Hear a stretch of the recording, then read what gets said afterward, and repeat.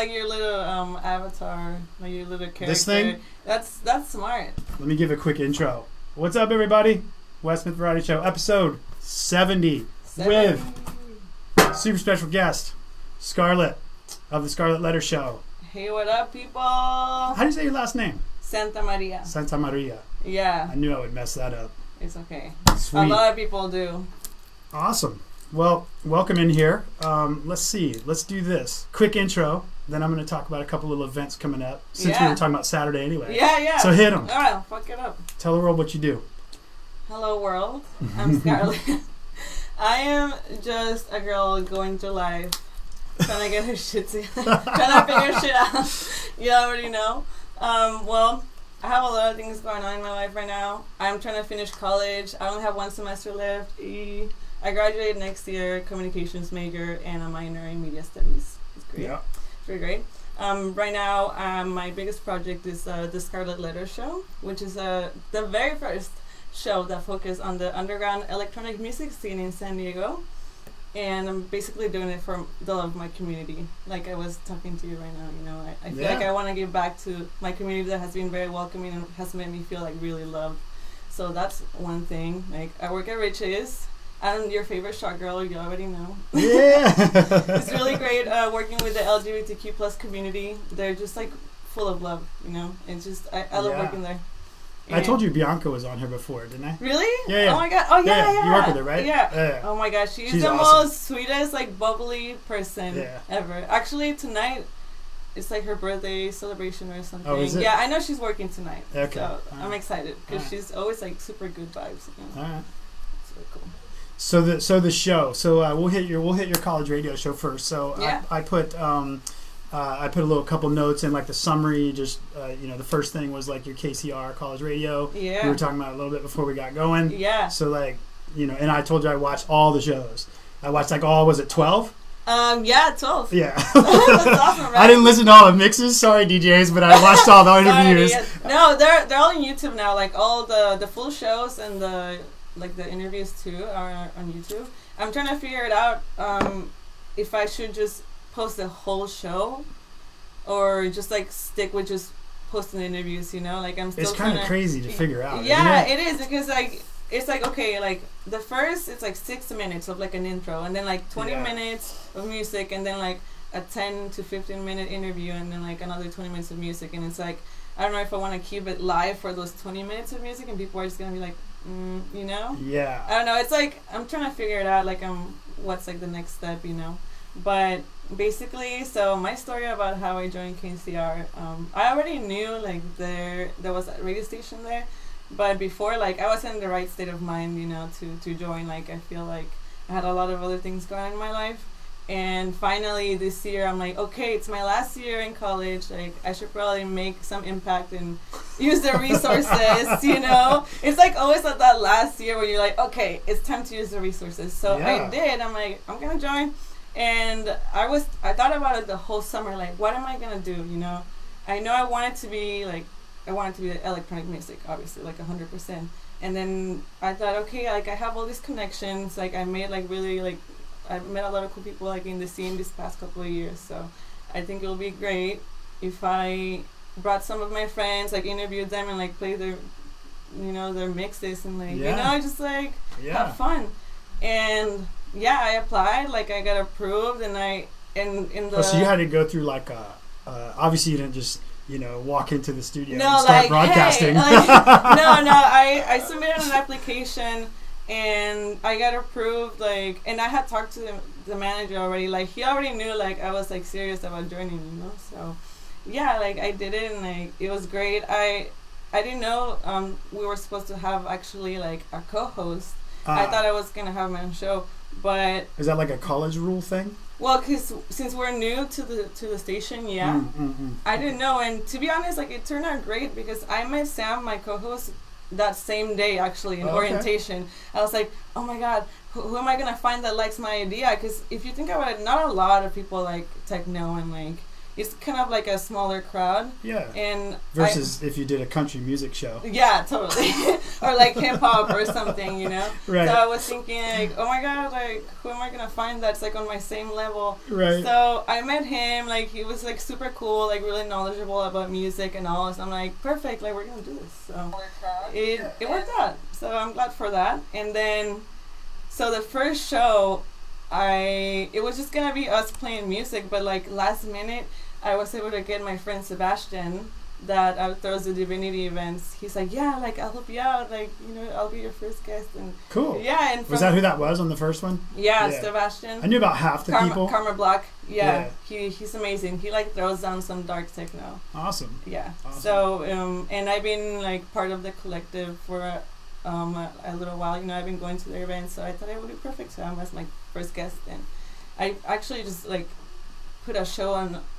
Put like a post on Facebook and like, hey, who wants to be like part of it? And like, I got some feedback. Yeah. I got people that like replied back right away, so that was like really cool, you know. Yeah, that's definitely great. I think it's great to give people the opportunity to express themselves, especially artists like DJs and producers and people that throw these events. Like you see them around, you see them playing, but you don't really know what's going on in their minds or like their purpose or how they got there, you know.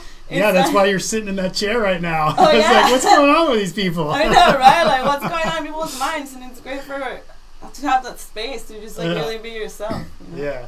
I thought it was funny when we first were talking on Facebook and you were like, oh, this will be different, flipping the script on, like, you and the other side of the chair. I know. Now I'm like, now I know how it feels. Like, it's cool, you know, because I'm not the type of person that, like, opens up their mind, like, on social media. I don't know if you noticed, like I don't post a lot. Like I post like pictures here and there, but I'm not the type of person that is like preachy or like right. Unless you like really know me, like you know how I am. Yeah. And you know. Like, well, when I was trying to do some, you know, a little bit of research there, I was like, you know, it was a little tough other than. So that's why I just watched all the shows. Because it's a little similar for me. Like, this is, like, I go deep on here with people. I don't post any of this stuff. Like, I don't care if people know it, really, but I just don't take the time to type it out. Yeah. I just do this. Same it's here. I feel like it also, like, keeps kind of a mystery, you know? Like, you don't want to put everything out there. Like, and it also, like, when you get to know someone that is not like as active on social media, you're like, oh, okay, well, this is how they are, you know. I feel like you create like an image or like people, I don't know what people think about me, you know, like I don't know what my image is out there, but like I guess now they can kind of see how I really am in a way. I mean, people that are my friends, they know what's up. Like, they know what's up. They know I like to fuck shit up, you know? Sure. And on social media you don't have to like things can get taken the wrong way so easily. I know. That's why I'm like, you know what? I'm just not gonna. It's easier to just talk to people. Yeah, because like you said, and especially nowadays, like something even innocent can be twisted and turned in like something negative, you know? Yeah, totally. And I'm not the type of person that likes to like get on fights or like get like, I don't know. It's just not my thing. I just like to post once in a while, like some quality post whenever I can. You know? Well, there was. Okay. Well, cool. That's good on the KCR. You good on the KCR? Like just like how you started it, why you started it, that kind of stuff. You got some other things you want to say on that? Oh. Well, I've got more things to ask you. Oh my God. Well, I feel like this show because I went through some rough patches like in the beginning of the year. And like I was going through some emotional pain, and I feel like this show is just giving me so much purpose. Like, I mean, I've tried a lot of things. Like, I've been involved in the scene for a while. Like, my first rave, I was 16. You know, I went to this all ages event, and I fell in love with the scene. I was actually surprised when I looked at some of your photos and I saw the year, and I was like. I thought to myself, what? Yeah, I was 16. Oh, we've got a couple here for people. Oh, I know. It's okay, you know, like, I sometimes I show people, like, look, this is me, like, full of candy and, like, colorful hair, you know? Yeah. It's part of, like, my growth, so it's okay, you know? I'm not ashamed of it. No, it's all like, good stuff. I had, like, some good moments back in the day. And so, so I was immersed by the culture and just everything just, like, wow, you know? Like, it's just, it made me like into the person that I am today, obviously, you know. Yeah. And so, what was I gonna say? Well, it'll keep doing. Oh yeah. Well, it's a little bit of therapy. You were talking little to let everything out. Yeah. So I've been involved in that. I've been a DJ for like 7 years. and I've also like I've go-go dance, like I performed in like underground events, so I feel like I tried a little bit of everything. And now like some radio, like that's really cool, you know, like this is something that I've never done, and I thought it would be great to like speak my mind, because I like being on camera, like I like broadcasting and all that, so that will be a great opportunity, you know. You're good at it. You got a good vibe on there. Like all this shit. I watched enough of it to like get a feel for what's going down. Thank you. Yeah, I'm still trying to find, or I don't know. I guess it will build like the character that I want to build. Like I'm still trying to figure out like what am I trying to put out there in that, like as a person. But for the show, definitely like bring awareness to the community. Yeah. Because like I mentioned, like even being involved in this couple of years has given me like just so much happiness and so much love. Like everyone that's in the community, and everyone that like those events and the DJs is just like everyone's just so nice, you know. This is great. San Diego's community is great. Yeah, isn't it is. It's awesome. It is, and it's a place that I call home. Like, and I want people to know that. And another thing is that I wanna get rid of the stigma about electronic music being just noise. You know, there's a lot of people that think like, oh, well, you just press play. Do you get that? Do you get that from people like in at the university where you are, or like where does it come from mostly? Where you see people are like that? Have that perspective. There's some people, you know, like some those basic bitches that don't know that like only listen to whatever, you know. Like I love all like all type of music, you know. Like don't get me wrong, but and I don't like when people bash on certain genres, and especially I hear your comments on your show when I watch through it. Yeah, I got notes on things. Yeah, don't bash on people's genres, because like music unites people, you know. So it can be like someone else's happiness. You know, like you don't know. You have no idea what people. I'm not a fan, but if it makes you happy, good for you. You know. Yeah. So that like I want to get rid of that stigma, and that's why like I want people to know like these DJs, these people like are working hard. You know, they're not like people that go to these events are really nice and like they're really welcoming. They're not just like drug addicts and they're just like whatever. You know. Yeah, that's a stigmatism that I hope is. I mean, sucks because it's like anytime. Sadly, someone dies or something crazy like that at an event. Yeah. Even though it's probably less possible, like it happens less than it probably does at like auto races or something. Yeah. But it, for whatever reason, gets this crazy press. Yeah. And then it's like you got to dig out of that hole for another 2 years. And they blame it on the events, but it's not the events. It's like people being irresponsible, and we've all made stupid choices. You know? I mean, there's just as many people hopped up at auto races and country music concerts as there are fucking raves. Exactly. That's for sure. Exactly. You know, so that, you know, like I want to get rid of that, and then for people to like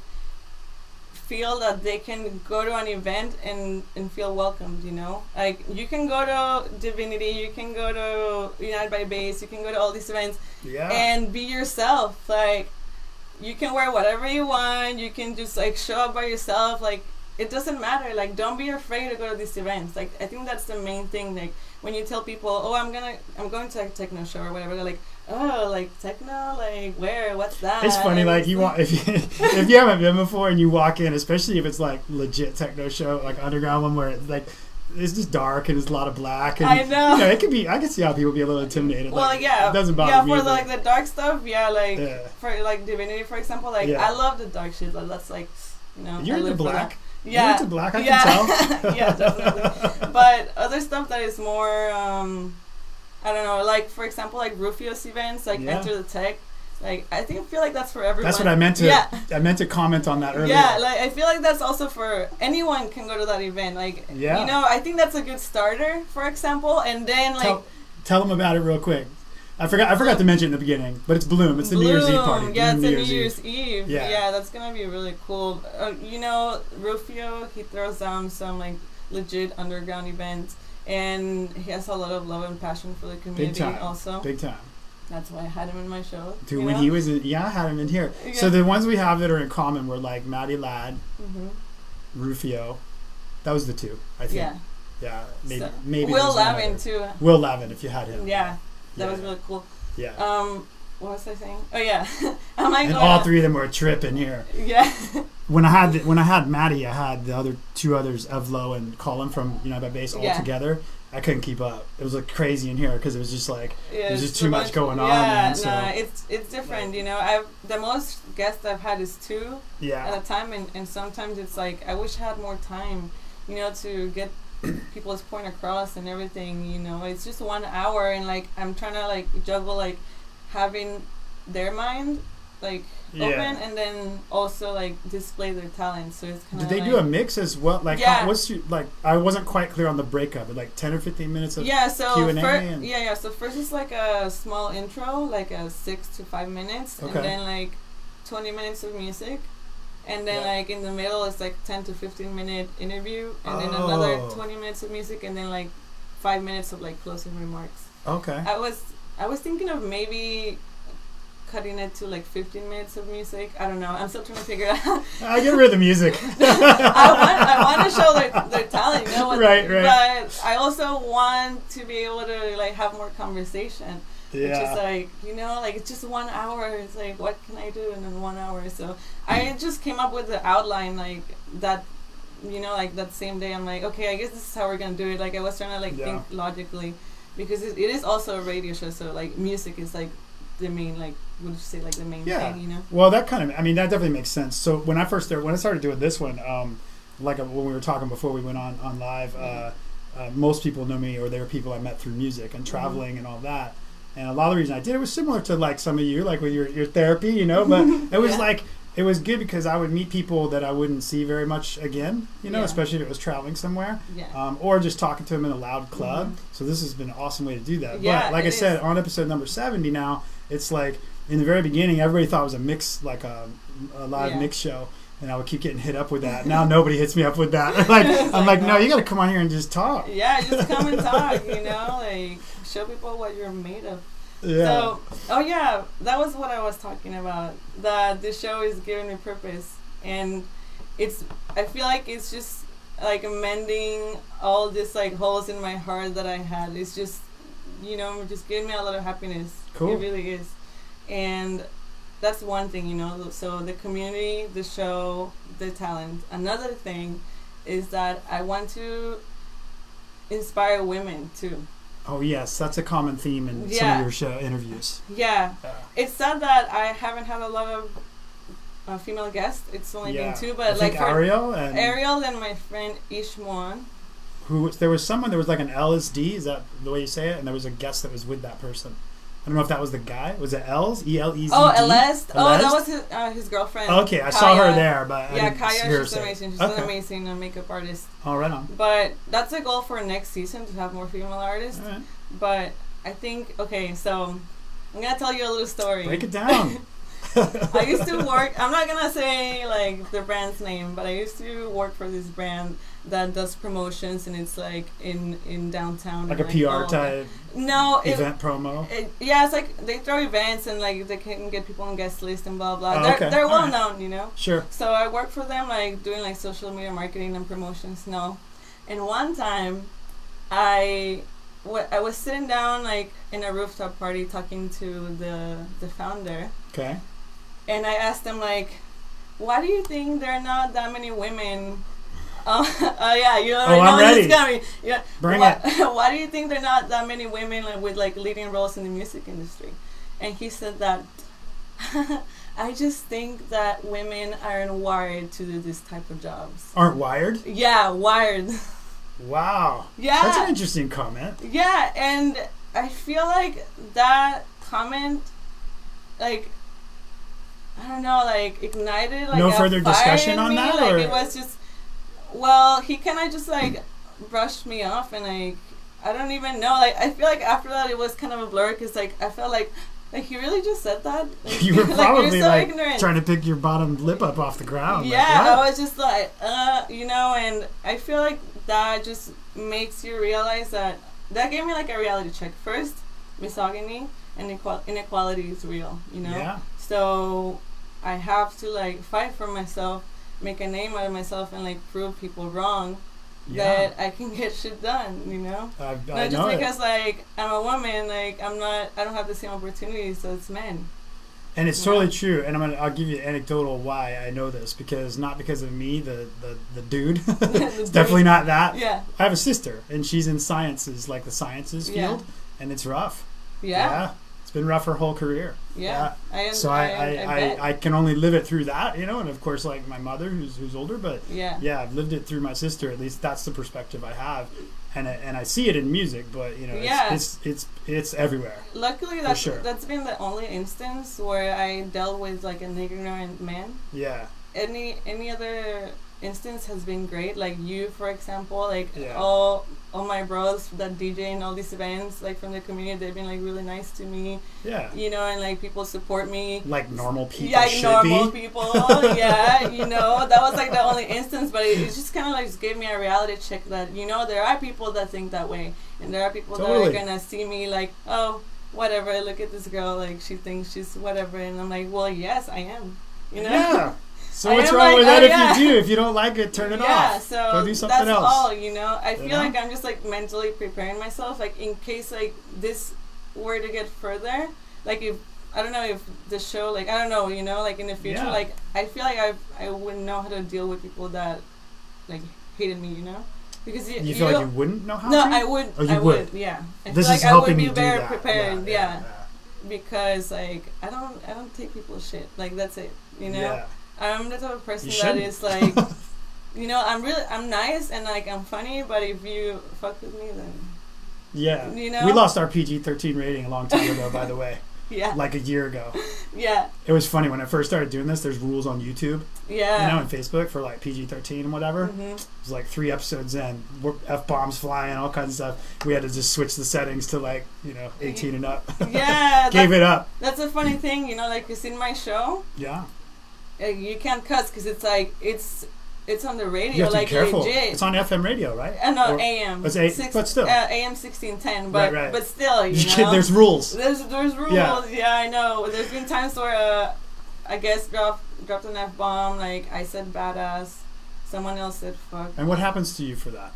Well, do they just if they catch it? It's like we have a button. It's called a dumb button, and it's like button? A dumb button. Dumb? Yeah. Oh, okay. Not dumb like because you're dumb, but like it's like an 8-second delay. Like if you press it, like you get like a it's just like you can't hear it. Like people that are listening live can't hear it. All right. So it's happened a couple times, but like. You know what? It's like 9 p.m. Like no one's listening at that time. I feel like, and there's no kids listening on an AM 1610 radio show. I feel like so. We haven't gotten in trouble yet, but I did it once on a live. There was a live broadcast from a nightclub I was DJing at, and I didn't know they were doing live broadcasts. Yeah. I didn't care, but I didn't know. Got on the mic, said some shit, and then I could come back to the club. I was like, whatever. Like, oops. Yeah, I know it happens. I'm like. I don't know why, like, I cuss so much sometimes. It's just, like, part of me. I'm just, like... some of it's just like vocabulary, right? I'm just, like, what? Who cares? It's not ladylike. I don't care. Hold on, I was fixing this little thing right quick. There's Dan. What's up, dude? Let me hit some of these Facebook peeps up for a second real quick. What up, Facebook peeps? I don't know. There's a few in there hanging out. What's up, everybody? Hey. An hour later, what's up, everybody? Get some water. We're doing our water advertisement, our unofficial sponsors. Crystal Geyser. Right. No, that's awesome. But you could. Do you like tequila? Do you want to sip tequila? No. No, I'm not trying to die. No, I Trust like me, my tequila days are over. Like back in the day when I I don't even want to think about it. Do you make funny faces when you smell it? No, I can probably drink it like water. I'm Mexican, dude. That's a pretty good. I know. It's a pretty good one. Like this is a few years ago. Girlfriend at the time took me to. Oh, I see. That's a decent one. It's not too harsh. Smells like death. But little El Jimador. I would always get Patron at the club. It's a decent. This is decent price and it's smooth. So. The Patron it might be your problem, is the Patron. Yeah? Yeah, it's harsh. Patron's like drinking alcohol to me. Well, it is alcohol. It's like drinking rubbing alcohol or gas or something. Yeah. Anyway, if you ever feel like trying tequila again, hit me up or try that. Yeah, it's like I was saying, I went down. I have a buddy, a good friend, who lives in Guadalajara, and he worked a little bit down there in Jalisco with the tequila folks down there. And I did this little tour down there once with tequila and food. That was like a birthday present to me. It was pretty sweet, and I hated tequila. I was just like your response, and it was even tough to get me to go. But I was like, this is cool. We'll go. It'll be good. Food at least. Yeah. We went through all these little batch tequila places, and I found some good stuff. There you go. Anyway, got into it. Fortaleza, that's the one right there. Yeah. Try Fortaleza. It's like butter. You just gotta try it all. You know, you never know what you're gonna like. Yeah, it's totally like butter. We did a whole, for anybody who likes or wants to like tequila, we did a whole episode like maybe a year and a half ago. Yeah. It was a whole hour on how tequila's made and all this stuff. Yeah, on here. Yeah, my buddy from Guadalajara. Well, it is a variety show, so you get a little bit of everything. That's really cool. That's really cool. I like that. We're working on it. All right, now I'm gonna get you on a KCR, your radio show question. This is always a tough one if people ask me this, but which episode was your favorite? Oh my god, I think I really loved when I had Ariel Zimmerman, because she talked about like issues about women and like her experience. Right. You know, I think that was really empowering to hear.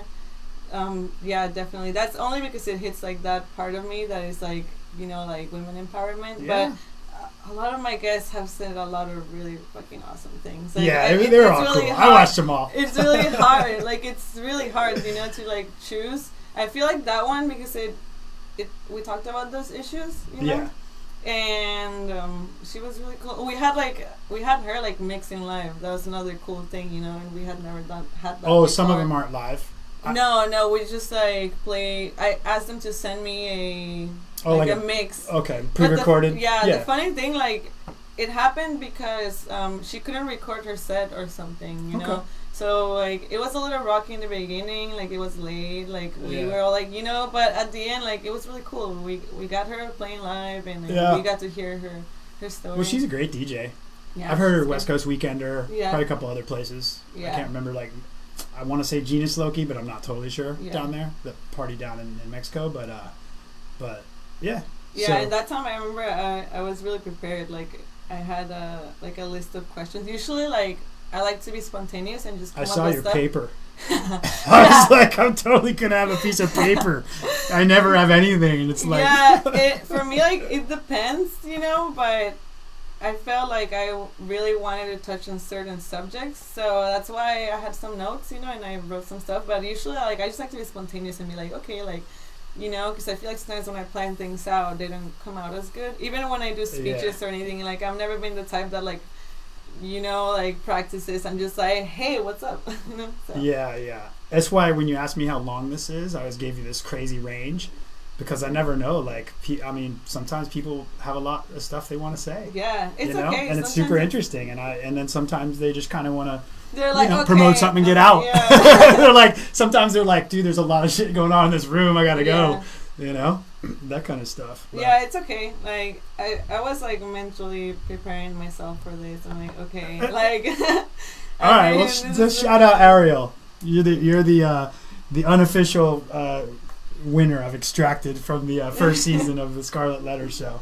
It's cool you named it though, and they let you name it. Like, you could take that name with you to do it somewhere, you know, like after college, right? And it's really cool because in the little screen, like outside, like it says now playing, like this and that. It says like Scarlett Letter, and that was really cool that they actually typed the name down. Yeah, you know Howard Stern. I think he started in college radio. Oh yeah. Yeah. What? There you go. Right? I have a future. He probably started. I think there's a funny documentary I watched a little while back about his whole life. Yeah, I don't really know where I'm going. Like, I'm just like going with the flow. I used to be the type of person that like used to worry so much about the future and like just get stuck in the past. Like, I used to just be like that type of person. I just worried all the time, and I'm just like, you know what? I'm taking whatever the universe wants to give me, and like I feel like it's been working. Like. So does on that note, does the college, like in the college radio program, is there like any kind of flow to try to continue doing radio work, you know, with local stations? Like, how to? Yeah, I mean, if I can try and get some internships, you know, but I'm still trying to see. Like, I haven't been looking at internships. I should. but I should. But next year I'm gonna focus more on that, like my life outside of college, since it's my last semester. You know, like right now, like feel like this year, I basically like it was like the year of like self-actualization for me. Okay. Like I learned to love myself. I learned to like figure like just like get to know me, you know, because I feel like so many times we focus on like things on the outside, but like you don't take a moment to like really get to know yourself. Likes on Instagram. Yeah, and it's just like get to know yourself, you know what's going on in your mind, how can you improve. I'm like really into like this whole self-improvement stuff. Like I read like self-help books, and I'm really into That's psychology. where I was gonna go next. Yeah. I was, because you were talking about working out and like all these things you got going on in your days and stuff, but I try to have a good relationship with myself, you know, because like you have to love yourself. Like that's like the main thing. Is that different like now than say a year ago or 3 years ago? Yeah, I'm not the same person like I was. You know, it was a process, definitely. Like, you know, like I wish I could like go back in time to my little like 12-year-old immigrant self, like fresh from TJ. You know, like everything's gonna be okay, Scarlett. Like just trust me. But you know, like it's just like those struggles that makes us stronger. Like it shapes us into the people we are now. So speaking of which, I put this picture of Rufio up there. That's you in the studio. I didn't show one of those yet, so that's you in the studio. I'm like, yeah, because we're about to go into the self-help section of the show. So I put that in front of my head there and make a segue for you. But that was a fun episode watching you and Rufio, because I had him on here and we hung out for a few hours. He had a lot of presence, you know. Like, he's a character, and I love when people like carry their own characters, you know. Like I told him, like you see yourself. Like I see Rufio, like I already know it's him. Like his outfit, his mohawk, like the way he just presents himself. Like I love that. Like I think that you have to establish a character for yourself. That's how people remember you. So this one's live now. Oh this man, my glow. And I wanted to put it up there while you were talking about the sort of your journey into who you are now, because I think that one's a while ago, right? Oh yeah, man, that was a long time ago. Look at my hair. Yeah, I used to have red hair back in the day. You got red and black. Yeah, red and black. I was still in high school, yeah. What's the deal here? You're DJing, obviously. I was DJing in a Halloween party. It was one of my first gigs, actually. So my story, like my DJing story, like it's all thanks to my dad, because he's like really musically driven. So when he was like a teen, like he used to be a really big DJ like in Tijuana. Oh, we got you. Oh yeah. At the taco shop. Oh yeah, I recently posted him. It's actually his birthday today. He just turned 50. Happy birthday, Dad. That's awesome. Yeah, and so he's the one that got me into the DJing, because, you know, like, okay, so he used to be big. He used to be big in TJ. You know, he used to play in all these places. He met my mom, and I happened, you know, so he stopped DJing. So yeah. Woo! Sorry, parents, to ruin your life. Just kidding. Here I am being fab. And so it was like 8 years ago or 7 years ago that he like started getting equipment together, and like he wanted to start DJing again, you know, like bring it back. And that's how I started, you know. He taught me, and like I have my own equipment. I'm like commercial DJ, you know. I do like those weddings, like birthday parties. Like I've DJed like. You said mobile DJ, I assume you meant like that kind of stuff. Yeah, right? Mobile DJ. Yeah, like I've DJed in a lot of places. Like I've even DJed in Univision live. Like I had a segment on TV. Oh, nice. Yeah, I did it. I was like, you know, it was fun.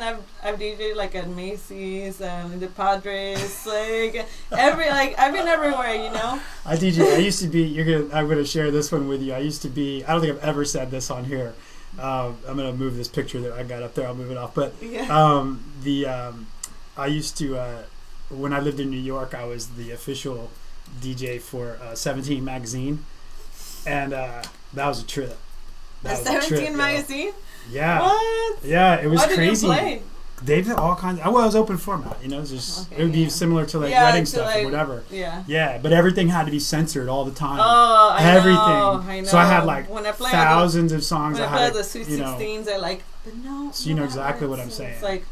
Yeah. And then the worst part is like they all like especially like nowadays, they all love hip hop and stuff. So I have to find all them censored versions of them. You know? Yeah, but exactly. I haven't been doing it. So you're the first DJ on here ever that understands the censorship problem. I know, I understand. Trust me, and since I've also did like all types of events, I've also did in like religious events, you know, and like they're really like specific about that. Yeah. You know, and like at Macy's too, they didn't want any cussing. Yeah, because like 17 magazine, like they had to review and make sure that it had, you know, had to make sure it had everything. I know, clear. It's wild. Maybe 13-year-olds. You know, like things like that. It was, and I played some crazy places too, like in candy shops. Yeah. Malls, okay. So you know the hustle. Yeah, me too. Oh, yeah, everything. Totally. Yeah. They were great to work for though, because they paid for everything. Quality sound, everything was legit. It was great for that matter. It's good like for making money, but not like it's not something that I'm like passionate about. You know, no, like there was no passion really. I just was like, I gotta do this. This is a trip. I feel like it was fun, a lot more fun when I was like younger, because it's like I'm a DJ, you know. Totally. But now I'm like, I want to do better things. Like it was a friend of mine that hooked me, like who worked for the magazine, so that's how I ended up doing it. That's really cool. Yeah, and she knew me from like club DJ stuff, and I was like, I know this isn't your thing, but you want to come try this? I'm like, she's like, money's good. I was like, all right. Yeah, okay, why not? Yeah. So my dad, he loves it. You know, that's like, it's like a really big passion of his. I could tell. I watched some of your video. Yeah, he plays like 80s and 90s and all that. It was like really cool because like. Where was that picture or that little video from? That was at City Tacos in North Park. Okay. So he's there every Tuesday. It was kind of thumping outside on the sidewalk. I was kind of surprised. And he also DJs at this place called Romesco in Bonita. He actually DJs tonight and tomorrow. And shout out, Pops. Shout out. Yeah. Go get down. Yeah, he does a video mixing, so that's really cool. You know, you play the VJ videos. too. Yeah, and I do that too. So yeah, I got all those talents from him, which is really cool. You know. Yeah. What kind of like what kind of gear were you using for like the mobile? Because when I looked at his stuff, it looked like there was like CDJs and a mixer there. Yeah, CDJs. I think Newmark. At a computer, you know. Yeah, and the computer. Yeah, we use Virtual DJ. Yeah. I know it's not the best, but that's what we're using. You know, like I don't know. I've used that before. It's pretty easy. It's nice. Yeah. It makes it like less headaches for sure. Yeah, I know. He's just like he just gets really excited about it. So it's. Really I mean, a lot of people, you know, you've probably heard Record Box, and you know, a lot of people use that. I use it if I need to use a computer. You know, Tractor, Serato. Yeah. I'm sure people come with different things into the studio, maybe. Yeah. Well. If they mix live, well, that was the only time was Ariel. Oh, okay. That was the only time. Okay. Yeah. So what do y'all have in the? You got CDJs or something in the studio, or? No, she brought her equipment. Oh, she had to bring. Yeah, actually, my co-host Sam. Shout out to Sam. He carried everything. Yeah, that's a fantastic guest. Brings all their own stuff. Yeah, he carried everything. Thank you, Sam. Yeah, that's awesome. Yeah, it was like. Is he the co-host on the show? Huh? That I hear. I don't see him much, but I heard him in the background. Yeah, he's my co-host. Yeah. Seems like a cool dude. He's really good cool. Questions. Yeah. He's really cool, like really chill. We're like on the same wavelength. We actually recently did a little photo shoot. I don't know if you saw the pictures. Well, I've only posted like 2, but we look super badass together. Yeah, I saw it. That's how I found the one with this shirt. It was in like 3 of them together, and this was one of them. I told him like, you know what? I feel like we need more like social media presence, like, you know. So yeah. I think it was a cool thing. I just watched this documentary. Don't get too wound up about the social media thing. Have you seen? I can't remember the name of it. It was like called. It's called something like Follow Me or something like that. Some Netflix thing. Netflix. You watch that? Yeah, I love that. I love documentaries. Crazy though, isn't it? Yes. With Paris Hilton talking about. Oh wait, Follow This. It's like Follow This, maybe it's called. Follow Me, Follow This. I feel like was it the one about BuzzFeed? No. Oh, no, that's Follow This. You're right. Those are cool. Yeah, those are cool too, though. I know which one you're talking about. But there's one where like Paris Hilton has got a. Is it about the memes, right? Yeah, and she's got a pretty big segment in there. Oh my god, I can't wait. Yeah. She has 50. Well, you got to put this in perspective, I guess, because of when they did the documentary, like it's years back. But she had at the time, she's describing it. She's talking about how she has like 50 million followers, which there are people with that today, but not back then. Like they're doing this filming like 10 years ago. Damn. Yeah, and it's like 50 million. Like she was the most popular like social media person in the world at the time. Wow. I don't know what she is now, but she was like, that's across all these like things. And she's like, I have to you know, like basically I have to live my life like just under yeah, like a microscope. It's a lot of pressure. I wouldn't want to be famous. Yeah. Like, no, I like my privacy. It's too, crazy. you know? She was talking about how she like has more of a connection with like the social media followers than she does real people because everybody treats her so weird. Yeah. And I was like, that's crazy, man. It is. It is. It's kind of sad. Yeah, you have to like think about what their struggles are. You know, people feel like, oh, they have it all, but like they also have to deal with shit like that. Yeah. You know, everyone has like their own little struggles. I posted this. I posted this thing. What do you think of this? I don't know if you saw it or not, but I posted this thing on Taylor Swift. She posted this. It was like a news article about the stalkers and the cameras, like doing face recognition, all incognito at her shows now to try to catch them. Ooh. That's sad, isn't it? That is sad. It's crazy. It's like the price you have to pay. I suppose you're gonna get it if you have that many people and that kind of fame, but man, I was thinking about that when you were talking about the issues that women face, just in general, and opportunities in the workplace, and that's another one. Like, dudes don't have like, you know, like whoever, I don't know, you know, Pharrell or somebody doesn't have like, you know, Drake or I mean maybe, probably, but nobody's like, but you know, yeah, I mean there are girls that might just like stalk them on social media, but that's it, you know. Yeah, like maybe send him nude photos and shit or something, but they're not like trying to kill him or threaten his, you know. No, like, I know, and it's just like one of those things, you know, like it's something that we have to deal with, and that's very, very true and very real. All right, don't let it hold you back from radio.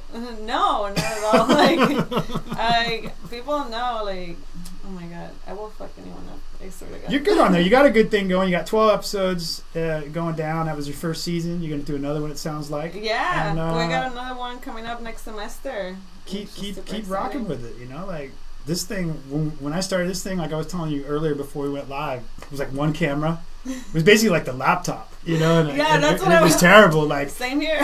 Using Google, whatever the free live stream thing is, and whatever. And now it got a little crazy, but this is about it. This works pretty well. Like, people, you know, others can't really see this stuff, so it really kind of cool. You have all these things. Yeah. This thing's from a soundtrack to a video game I did a few years ago, and that was when I had. So the reason it was right about when I started this, and the reason I tried to keep this PG-13 was because at the time, the demographic for this video game was all like 10 to 15-year-olds. Yeah. Because that was another. I had to do censorship for the game as well. Yeah. Right, for all the platforms. This is on everything, like PS4, like everything, all of it. And that was a different experience too. But the craziest part about that was that I would have all these kids like hit me up on social media, and they're like 14. And I was just like, it was just kind of weird to me, you know, like, because I never see people that age. I never would see someone that age really anywhere, like, not at a club for sure. Yeah, no. If I saw him at a rave, I'd be like, "Go home, kid."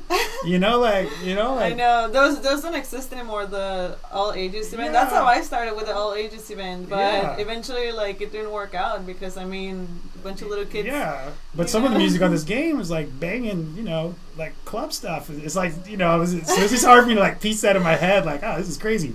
So anyway, I tried. Didn't work very well, but that was fun, and then that kind of faded in terms of like the followers hitting me up and interacting. Yeah. Well, they did, you know, the game had a life cycle, a couple years, you know, and now my joke was always, well, it's cool because you know now they're probably all turning 18, 19. There you go out now, so it's be like a next wave when they come back around, they'll remember me from the game. Yeah, there you go. Yeah. I like it. I really like. I was telling you, like, I really like your little character, your avatar. It's so good. It's you. That's yeah. This is like it's a bunch of people from real life, but yeah, that was the cover of the album art, and people they can just see a little bit behind me on my video feed, but yeah, it was cool. So the artist that does all this stuff is not all this stuff, but the stuff behind you and me is. This guy Brant, his handle is Sumo Fish, like sumo dash fish. Nice. And Japanese dude lives up in the Bay Area. This too. Yeah. Right, shout out, my man. Little Godzilla sumo. Yeah. But yeah, I always wear his stuff. It's pretty cool stuff. And he's done all my like full album covers. I like that. I like when people like have the little cartoon versions of themselves. I think it's really clever. Like my favorite like DJ ever, Rez. You've heard of her? Yeah. I love her. I've got her on the list. Oh my God. She's like my biggest inspiration. See, now you're starting to read my mind. You're just going down the list for me. I got these things. Okay, I'll let you take charge. I got to share this with you.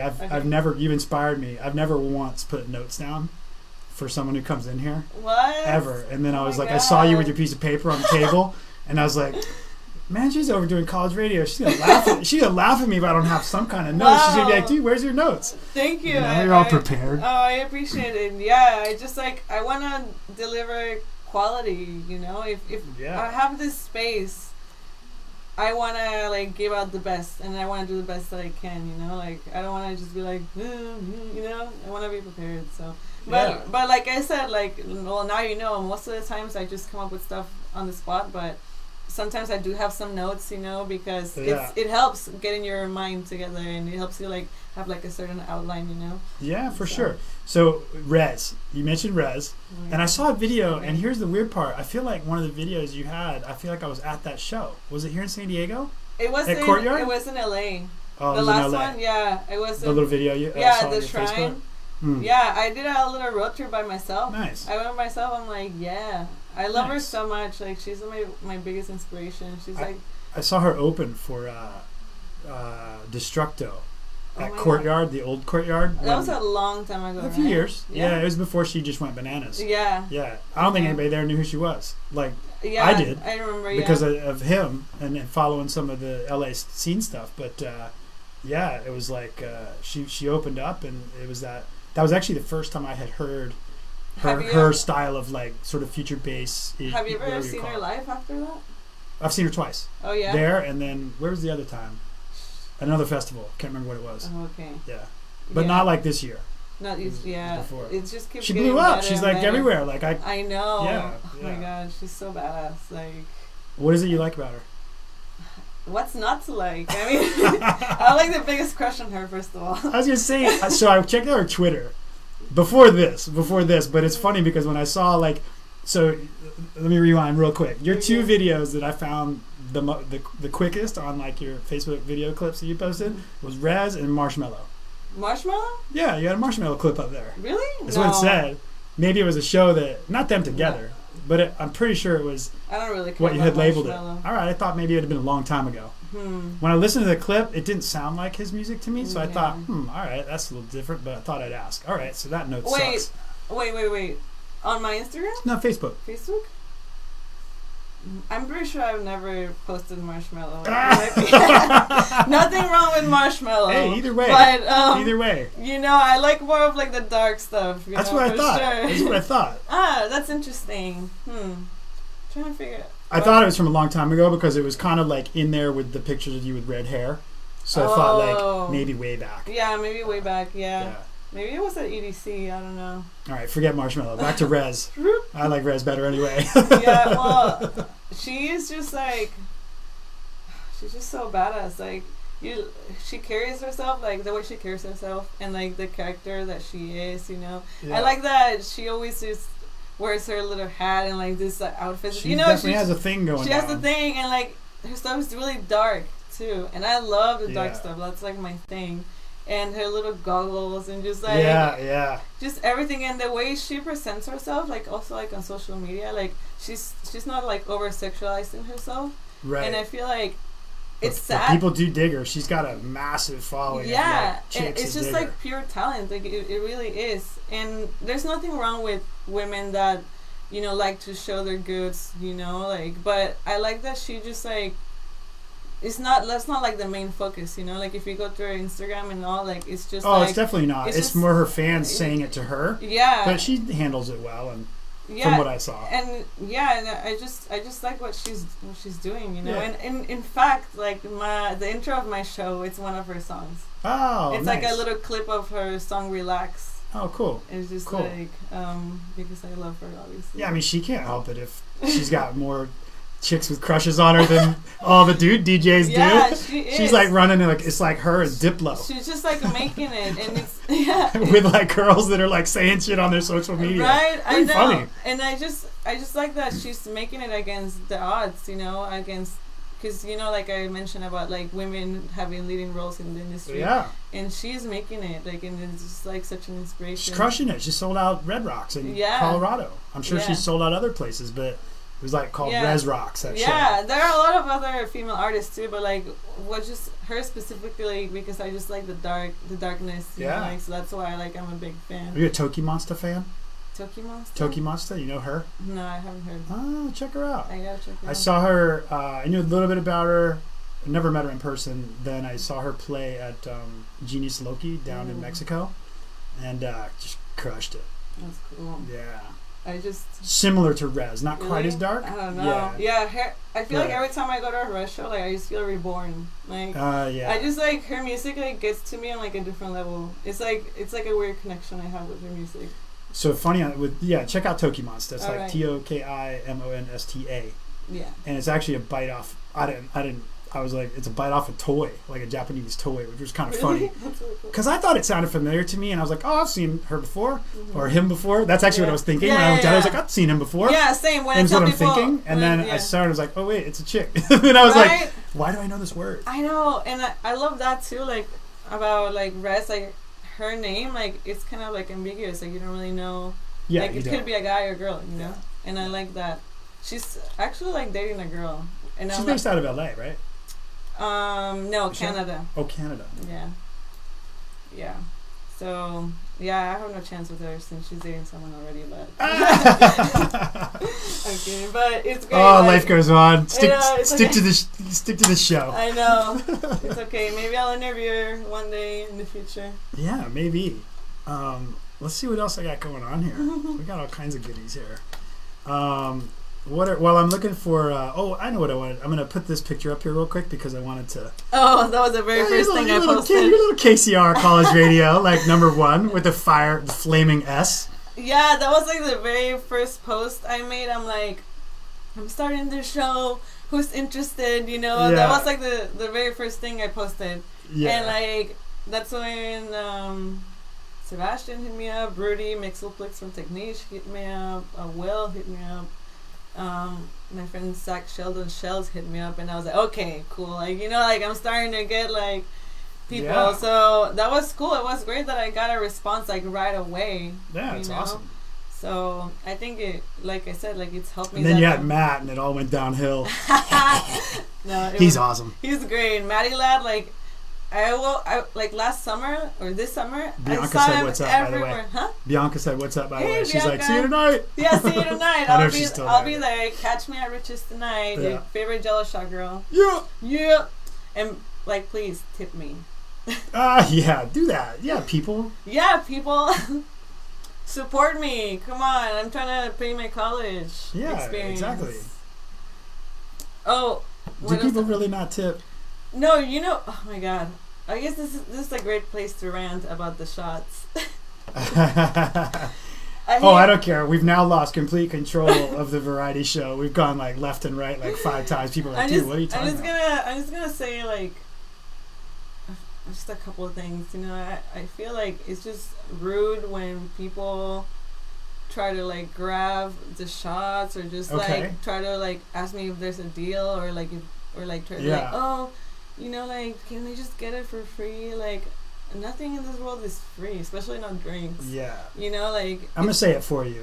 If anybody, but definitely dudes, since I'm a dude, if a dude go out to a nightclub and you don't have money to pay for some shots... $2 shots. And tip at least $1 a drink. It's $2 even if the drink's on special. It doesn't matter. Like, just give $1 a drink. Like, if you don't have the money for that when you go out to the club, like, what are you doing? Yeah, I'm broke. Like, what are you doing then? Like, stay home. Like, the shots are strong, first of all, you know? And, like, they're $2. Like, if you eat, like, 2 or 3, like, you're messed up. How much is a shot, like, a regular shot? Like, it'll be, like, I mean, anything worth drinking will be, like, $8. I don't know. I just... You know, like, if you don't have money to, like, pay for a $2 shot, you know? Or, like, people that try to, like, steal them from me. I agree. I helped you out on that one. Yeah. So, yeah, but whatever. I'll reinforce that one. Yeah, it's okay. Like, it came out since, like, I'm gonna be there tonight. But people that know me, like, they like me, you know? Like, in all the community there is, like, really nice to me. I try to, like, be extra, you know? I wear my outfits and glitter in my face, and they're like, you got some on now. I was gonna ask, what's going down here? Is this like... this is actually from the fashion show. It hasn't come out. This stuff's still like hanging. Yeah, it hasn't come out. This one's still like pretty gnarly here. Like, oh wow. This is the from the fashion show on Saturday that you went to. Yeah, that was fun. It's not coming off. That was fun. Like, that's fine. This one's coming off a little bit. Yeah. So it's cool, you know. People like ask me, "What do you have there?" I'm like, "Oh, you know, just a little weekend work. Yeah, Nothing still big. there, no big deal." Hey, speaking of fashion, check this one out. This is a good one. Oh my god! So this was go check out this video. I took the screenshot from the video of your fashion project. What year was that? Man, that was in high school. Actually, my friend, he made that dress. And he needed a model for that dress. And I'm like, yeah, I'll do it, you know. And that's how it happened. That was 2000. So the project was, because it's a series of you walking and doing different, like, poses. Oh, yeah, because I was modeling his dress. Oh, okay. Yeah, it was because, you know, it wasn't for a senior project. He was about to graduate. Yeah, I think it said, like, senior project. Yeah, it was his senior project. Actually, my senior project, wow, I should have sent you that. I made a song for my senior project. It was about like electronic music. Was it the one featured in that video? No, it was something else. Like, you know, I guess it was like the first song that I ever made, like with this friend of mine. Okay. And like my binder was like super cool. It had like a bunch of stickers and like music notes and stuff. You know, it was like making an electronic song. You know, that was my senior project, of course. But this senior project was his project. Oh, like he made the dress, and like I was just his model. Yeah, I'm bad at pulling some of the media, because that's the Marshmallow video was probably like some people who watch this also watch that. Oh yeah, maybe it was something like some that. random shit from somebody else's page. Yeah, it's okay, you know. Yeah, totally. It happens. Totally. Let's see what other fashion ones I have on here. You got some awesome. Yeah. Is that or the? That was when I got body painted. Let's see what's going on with this one. Let me put that one live. Body painting it up. Oh yeah, that was actually like I think 2 months ago. I got actually body painted, like my whole body. Okay. This guy Romeo the Hemi, like he's super talented. It was for my friend Rob. He threw his event called Connect, and he had live body painting. Okay. And like I was one of the models. That was not the one. This was for another photo shoot I did with him. But yeah, the last one I actually got like graffiti. I don't know. It was really cool. It's on my Instagram. But yeah, that one's fun. That one was fun. That's always cool when that's at clubs, raves, whatever. Yeah. It adds a pretty cool thing to it, especially if you're doing it live. Yeah, that was fun. What's that like for you, getting painted live? Like people watching? Whatever. It was fun. I am not shy, and I have no problem like performing or doing anything for art and all that. And actually, like, there's this show on Netflix called Skin Wars. Have you ever watched it? Skin Wars? Yeah, no, and it's about body painting. Like, tell me. It's about body painting, so it's like it's like a competition of like a body painting competition. And I feel like ever since that, I'm like, I would love to get body painted, but it's not. I mean, but not like tattoos. Like, I mean, no, it's just body paint. Yeah, just body paint. Yeah. And so I got the opportunity to do it, and I was like, cool, I can cross that off my bucket list, getting body painted. It was an experience. It's tiring because you have to stand still for I stood still for 3 hours. Oh. Yeah, my back was hurting at the end, but I'm like, anything for art. Isn't that crazy that your back is hurting at the end? Yeah. It's crazy though how that happens. Like, it's weird when you stand, like, we're sitting. Yeah, I thought I was ready, but I'm like, okay, I need to stretch. Like, but it's okay. It was a fun experience, you know. Totally. All right, let's see this one here. Check this one out. Oh yeah, that one was a lot of fun. That was also with my friend Rob Bloom. We did it. It was a photo shoot. We did it with an airplane in the back. It was kind of like a 70s. I think I have another one from the plane. Yeah, it was like this the 70s. One? Yeah, it was that same day. I'll show it in a second, yeah. Yeah, that's probably one of my favorite pictures of myself. People really love that one because it's different. Because since I'm always just dark and stuff, like this is like something different, you know. You got some black in there. Yeah, I like that. Oh yeah, that's probably actually I lied. That's my favorite picture. That's a good photo. That's a really, really great picture. That's like a really good one. Yeah, it was fun with the airplane. I'm gonna cover his profile with that one. Actually, on my birthday, like a year ago, Rob, the photographer, gave me like a printed version of it, and I have it in my room. Cool. That photo. Yeah. Yeah, that's a keeper right there. Yeah. Yeah. If I had a picture that good of me, I'd put it on my wall. As you can see in here, I think I have one picture that I'm in over there surfing. Yeah, there you go. That dude, the guy's like a legend. He's like you can see he's like 90 years old. Wow. Still surfs. That's not. Yeah, it's fine. You know, modeling is just a hobby. You know, it's not like it's just for fun. I actually have a photo shoot on Saturday for a brand that was in the fashion show. They hit me up. They're like, what's the brand? Provana. I gotta hold on. Let's see. But they're like, we loved your energy, and I can tell that you have a lot. Yeah, you rocked it. My two friends were like, yeah. Especially Abby. She was like, oh my god, I want to model.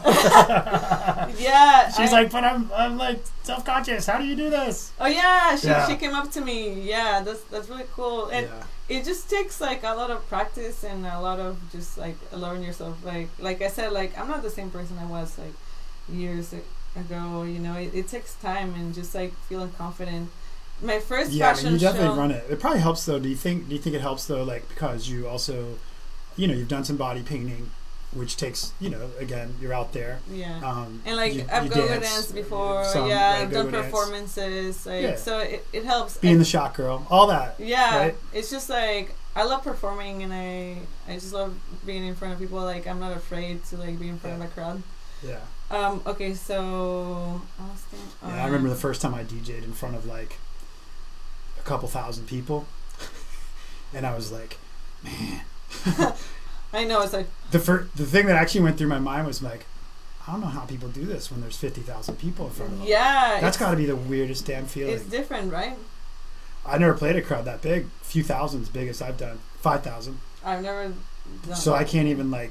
Yeah, so but in my mind I was thinking like, okay, this is 5, and you could kind of get your head around that. Like you could see like, you could kind of see somebody like way back, like if you saw them earlier walking around, and maybe you could recognize their coat or something. Like you could see that far. But 50,000 or 100,000, like some of these things, that's got to be so bizarre having all those people looking at you. It is, and so actually, you know? The first, because that same brand that I did the fashion show for, so I did the first one. They had it at Spin at the rooftop.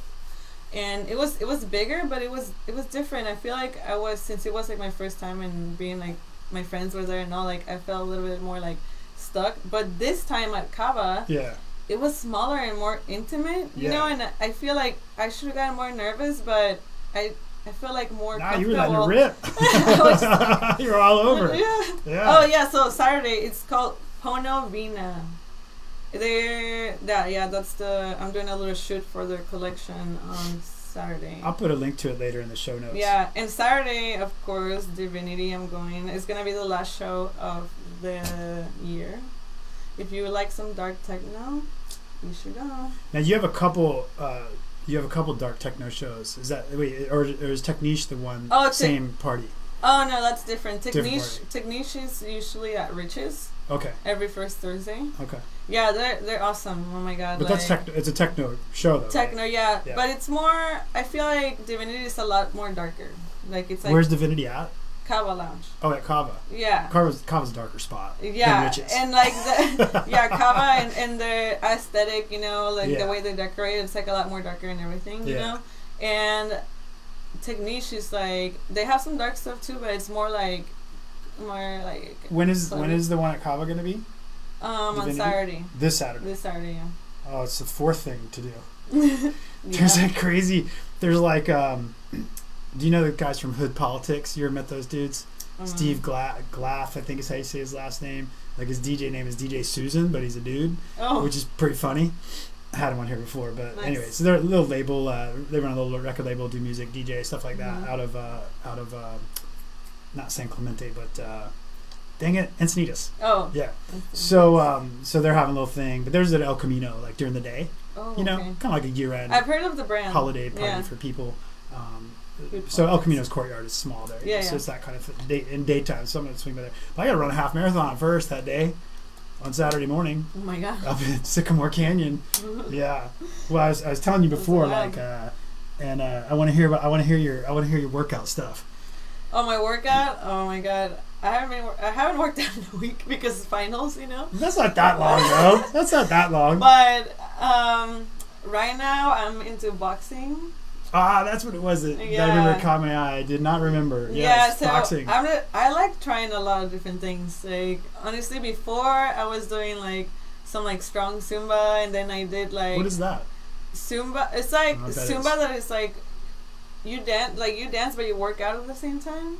Oh, like is it like the is it Zumba thing? Yeah. Okay. Yeah, but it's like but not it's it's not your regular Zumba. It's like I see. It's like super like intense Zumba. Okay. That was with Move Fitness. They were like super nice. Oh, so there's like the regular Zumba, but then there's strong. There's like Zumba. strong and like there's like different types, like PyYo, whatever. There's like different types. I'm gonna have to look for a picture of this while you're talking. Yeah. So that, and then after that, I went to this place called Fit to Ripped.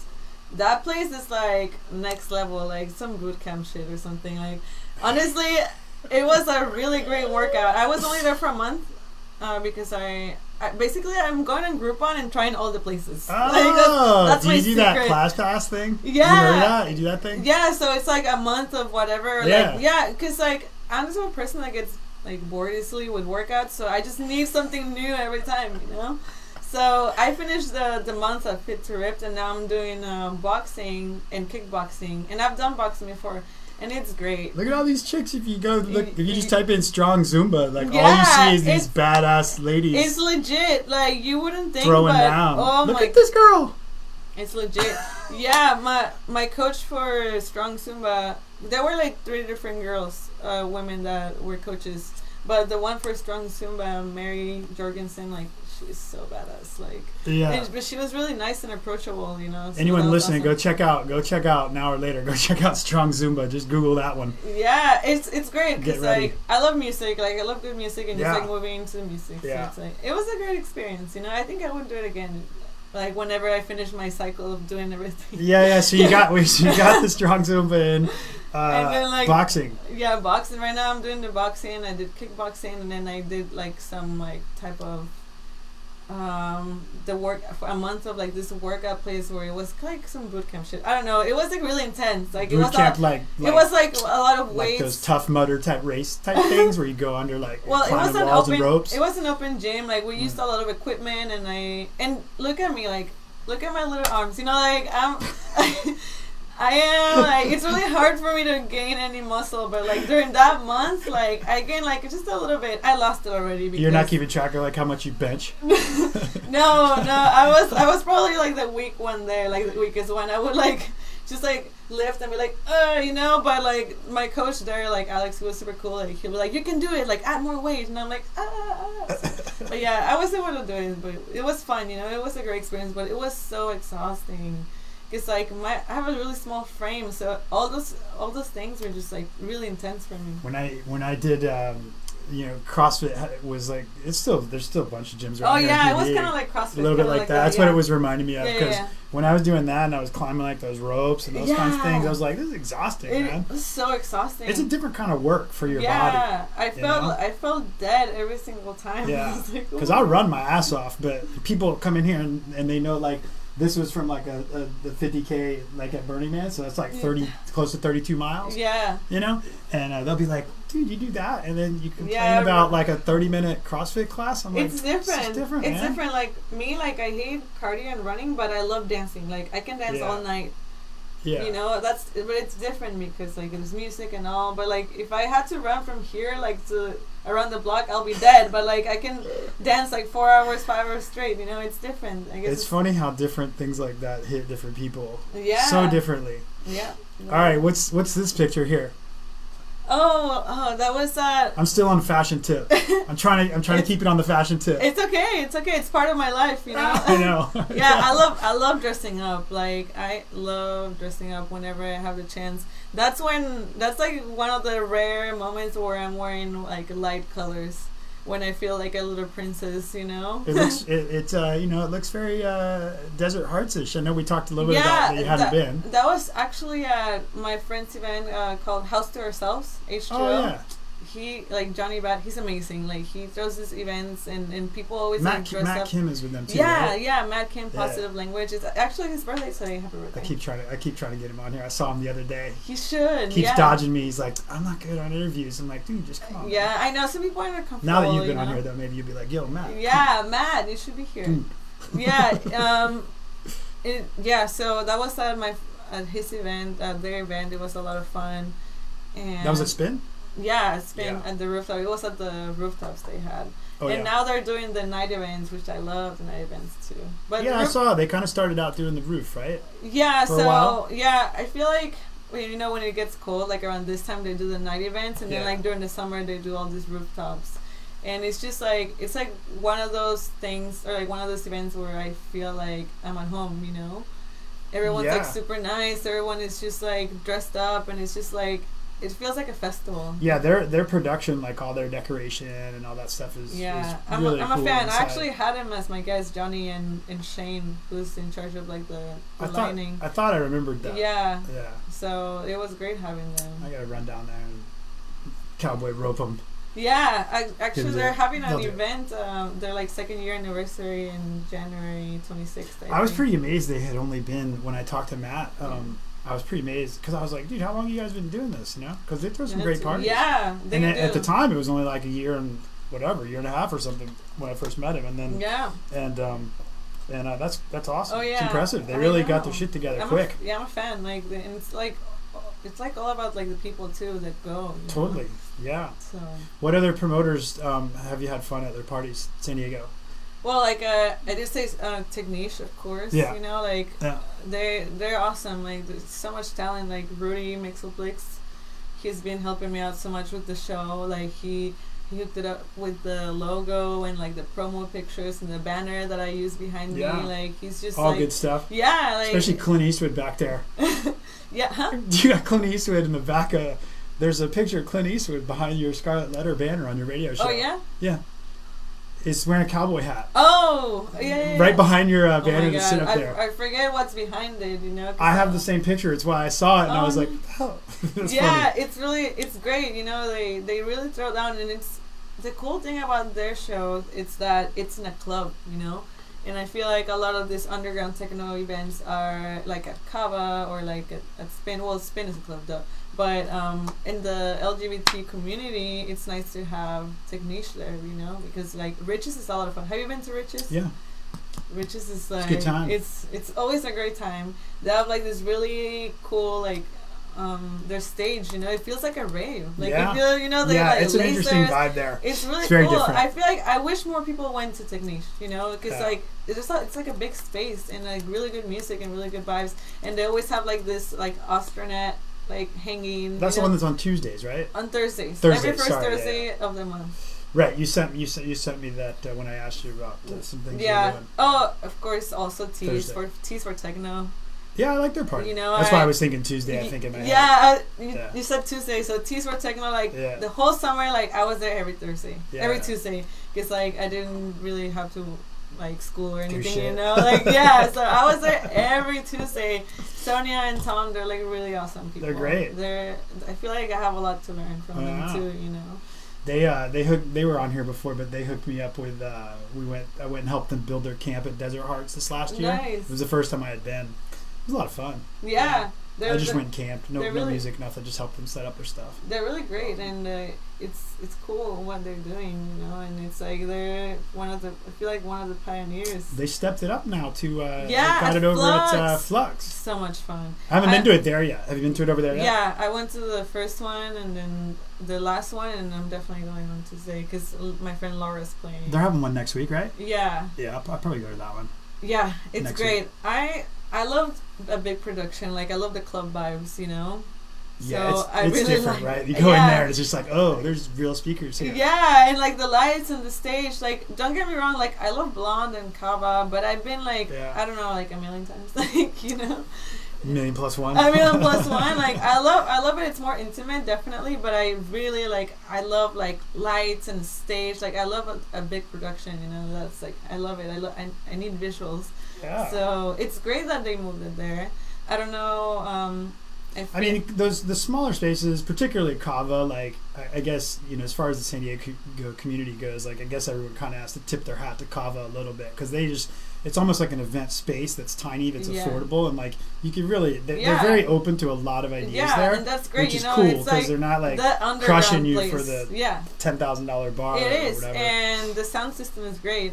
Yeah, it's totally good for that it's space. like there's all advantages and disadvantages for everything, you know, because like with small places, like it's cool because it's more intimate. You can actually like maybe like talk to people, get to know people, and like it's just different, you know. And people can get a start. Yeah. Because you know, if you have no venue that can just look awesome with 25 people, like Kava can, you know, right? Then you know. I love Kava, and they have really great drinks. Yeah, they do. That's not really great drink. That's pretty funny. You're right, because their mixed drinks are really awesome. Yeah, you know? Yeah. And that whiskey snap is like my favorite. I one with ginger that. in it. I tried like I love like Jade Kiss. That I just recently discovered that one, and also like one that has sage. I don't know, but they're really, really good. Yeah, there's like 10 of them, which it always makes me wonder like how there can be so many bars that have such shitty drinks. I know. And little tiny Kava with like its crazy eclectic like entertainment week lineup has these, you know, great stuff. Yeah, it's like a hidden gem, you know. I think Kava, like, I mean, most people, people that are in the community know, but like a lot of people that I meet, like, they don't know about Kava. I'm like, you never heard of it? Like, you're right. Great. Most of the time when I tell when I sent Abby and her friend Paulina to they were like, they'd never been there, and I was like, oh yeah, you gotta go check it out, man. Yeah, oh yeah. They loved it. It's a hidden gem. They loved it. Really they were like, oh my god, this place is so awesome. It's not like the big club vibe, you know. Yeah, it's like, that's the thing. And they were stoked. They could see you. Like you were like, I'm just right there. I'm like doing a whatever kind of turn, like 2 feet away. Yeah, you know? It's great, and that's another thing that I love about the community, like this underground scene, because I'm not a fan of downtown, you know, like I don't like the vibes, like I don't like the people, you know, it's just different. Like you don't have to impress anyone, you just go and enjoy the music. People go there for the music, and you can tell, you know, they're like dancing and they're like being creative. Yeah, it's not the kind of place you end up at by mistake. Yeah, no, it's like you're stumbling around drunk and gas lamp. I feel like you really have to love music and the environment, like to be there, you know. Yeah. You don't go there just to get drunk and like be an idiot. Like you go there to like meet people, like be with your friends, enjoy the music, the atmosphere, everything. Yeah, and the fact that they actually let people out and back in is pretty sweet. Oh, yeah. Just hang out and talk. And that's great. You know. That's great. And I don't have to wear high heels? Yes. Yeah, that too. I'm not, like, I always You're kind of tall. How tall are you?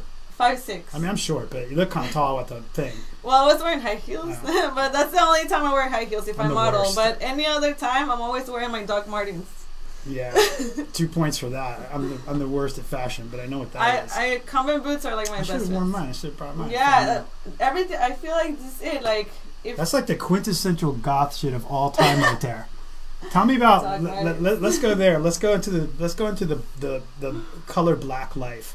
Oh yeah. I'm always intrigued by it. I mean, I see it all the time. I've seen it all the time. I've been in music. I just feel really comfortable with black.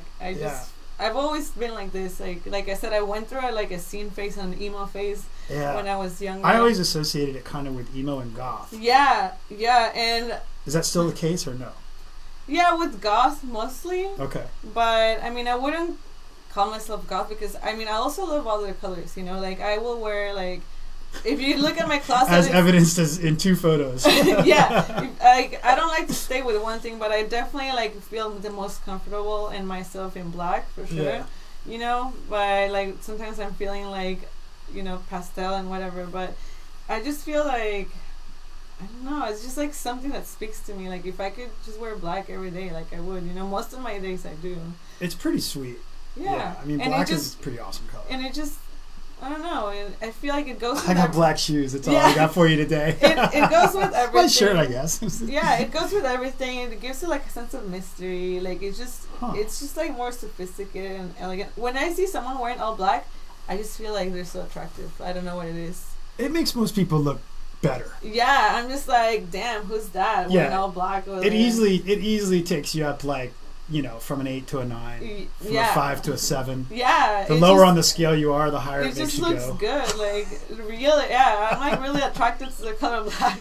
If you're at Burning Man and you haven't had a chance to like really bathe, it kind of hides that. There you go. It kind of hides that. Yeah, there you go. No one will know how dirty you really are. Yeah, it's funny. I know we talked about Burning Man a little, and you haven't been. Oh yeah, I haven't been. It's on my bucket list. It's a good time. It's a good time. Like, I mean, you're obviously not stressed about it, but it's a good time. Yeah, I always hear like different stories. You know, it's like. Well, there's a funny thing talking about the black and the white in terms of like color for clothing for fashion. So it's a funny thing. So like out there, there's always going to be like you'll always end up finding like there'll be a few people out there doing photo shoots, and it's kind of frowned upon by a lot of people, I guess, that are like the true burner thing. Models. You've seen, and I guess that's what they are. Like I think it's interesting because it's such a contrast between like they'll kind of get escorted out like deep playa, like in the middle of nowhere. In this total like covered up, you know, and then they'll take off their like big like, full length and it's all white and whatever, and they do their thing and leave with like a legit photographer. Sometimes it's all black, sometimes it's all white. But the black is particularly funny because if a dust storm rolls through, which is pretty common out there, it just completely becomes white. Like just sticks to it. All the dust. Oh, totally. Yeah. Like if you haven't, you gotta be in survival mode there. Huh? Yeah, if you haven't seen a picture of somebody covered in playa dust, it's a sight pictures, to see. Yeah. Man, I don't know if I can handle that. I would probably need to go with like a camper or something. Yeah, do it with an RV. Those are my pro tips. Yeah. Go with maybe go when with a I'm group old and and I have RV. Money. That too. Yeah, just do that. Just stick with that plan. Yeah. That's perfect. You got enough cool shit going on. You don't need to go to Burning Man. Yeah, eventually, like, I'm going to be like, I'm going to be that cool grandma that's like bougie as fuck at Burning Man. Yeah, and they're there. That's the goal. They're there. I went to a party. Somebody told me, it's huge and there's really not good like connectivity for phones or anything out there. So you kind of have to like see people or plan ahead before you get there. Kind of know where you're going to go, and have to have your little coordinates around the city to get to where you're going to go. So I was going to meet this guy friend of mine, Will, who was with the same camp, but he was with some other people. So we were going to rendezvous at this certain spot. Well, I got the half marker for the clock. It's all like a clock, like 12 o'clock in L will be an example of an address. Yeah. And so I got it like off by like a half hour or whatever on the clock.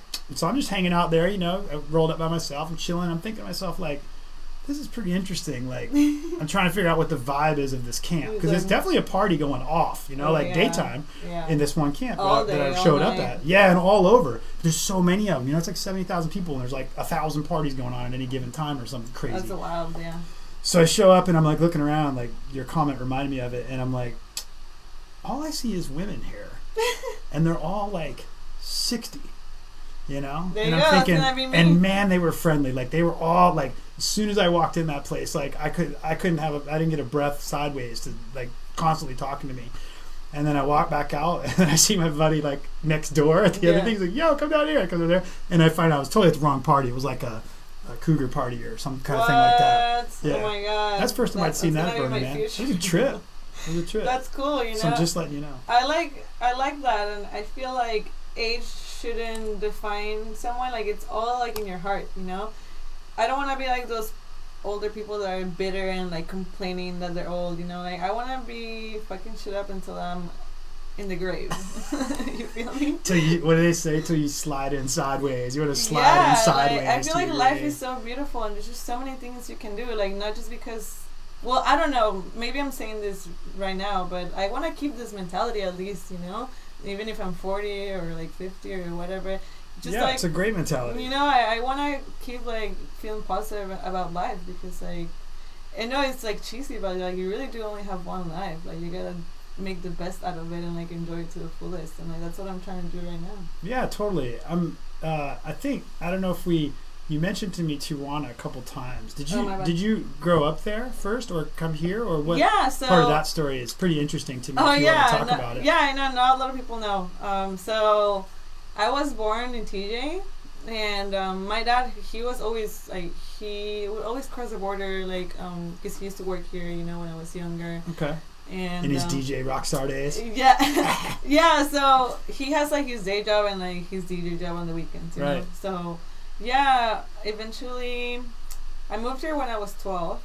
I think because my dad, I think my grandma had her citizenship, and then like my dad, he wanted to become a citizen or whatever, right. Like how it is. Sure. Yeah. So so we moved here when I was 12, and I feel so fortunate that I'm here, to be honest, because I definitely wouldn't be the same person I am right now. I feel like, I know it's only like 30 minutes away, TJ and San Diego, but it's just so different. Like, Yeah, that's what you were saying before we went live. Yeah. Like, and I would agree, but I never grew up or lived there. Yeah, so. It was rough. Like the first year, like, man, like I already knew English because they taught me like in elementary school, but it was still like. So you were bilingual coming here, so you were pretty good to go. Like, you know, and you know when you're that age, you learn really quickly. Yeah. But yeah, it was rough, you know, leaving like my life behind. Like I thought like the world was gonna end. Oh, was that all your friends? Yeah, leaving all my friends, like trying to make new friends here, and like I was like the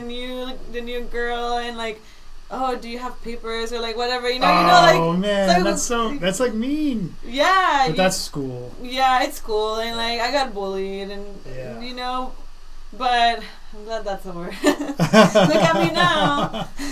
Yeah. But you've rebounded. It's part of life, you know, and it's like one of those things where I'm like, you know what, that first year was rough, but I'm like, here I am now. Like it gets better, like even when you think it doesn't, and a lot of other things. Did you have any brothers or sisters? No, I'm an only child. Oh, so you kind of had to do that totally solo. Yeah, I did. Oh my God. I am my own best friend. Like I had to learn to be my own best friend and like really take care of myself, because like my parents, like, you know, like I didn't really have family here but my parents. Yeah, like, right. I have family that lives in Long Beach and Temecula, and I have family in TJ, but that's it. You know, I just always had myself. Yeah. Because I mean, my parents always took care of me. Like my mom, like she's great. Like she like taught me a lot of things, you know, about how to take care of myself. Right. But ultimately it's all me. Like I had to like learn how to, you know, like get myself up there, like mentally, and like learn about myself. Like I think that the fact that I'm an only child helped me, you know, in a way. Like I wish I had siblings just so I could just have like more freedom in my teenage years, maybe, because like I had like all the attention on me from both of my parents, good point. You know. Yeah. So it was tough, you know. And do you get back down? Do you like go back to TJ or Mexico in general? I mean, I haven't been in a little while because I've been so busy. Like I work on weekends now, and then I have like the show, and I have school, work, whatever, you know. Show's done for the season. Yeah, well now, it's time to party. I know. But I haven't been in like a few months, or like, I don't know, like 3 months or something. But yeah, you know, I go whenever I have the chance. I'm definitely gonna be there in Christmas. Yeah, I'll be there in Christmas for sure. And I'm really close to. So you still have a lot of family that like to celebrate Christmas and holiday stuff with. Oh yeah, down there. Yeah, it's on my mom's side of the family. Oh, awesome. Yeah. My dad's side of the family, like. It's mostly like up in Temecula and Long Beach, you know. Temecula's fun. You go up there and drink wine. Yeah, no. Your dad DJs. Right. To the vineyard. I know, right? What up? Yeah. Yeah, it's pretty great.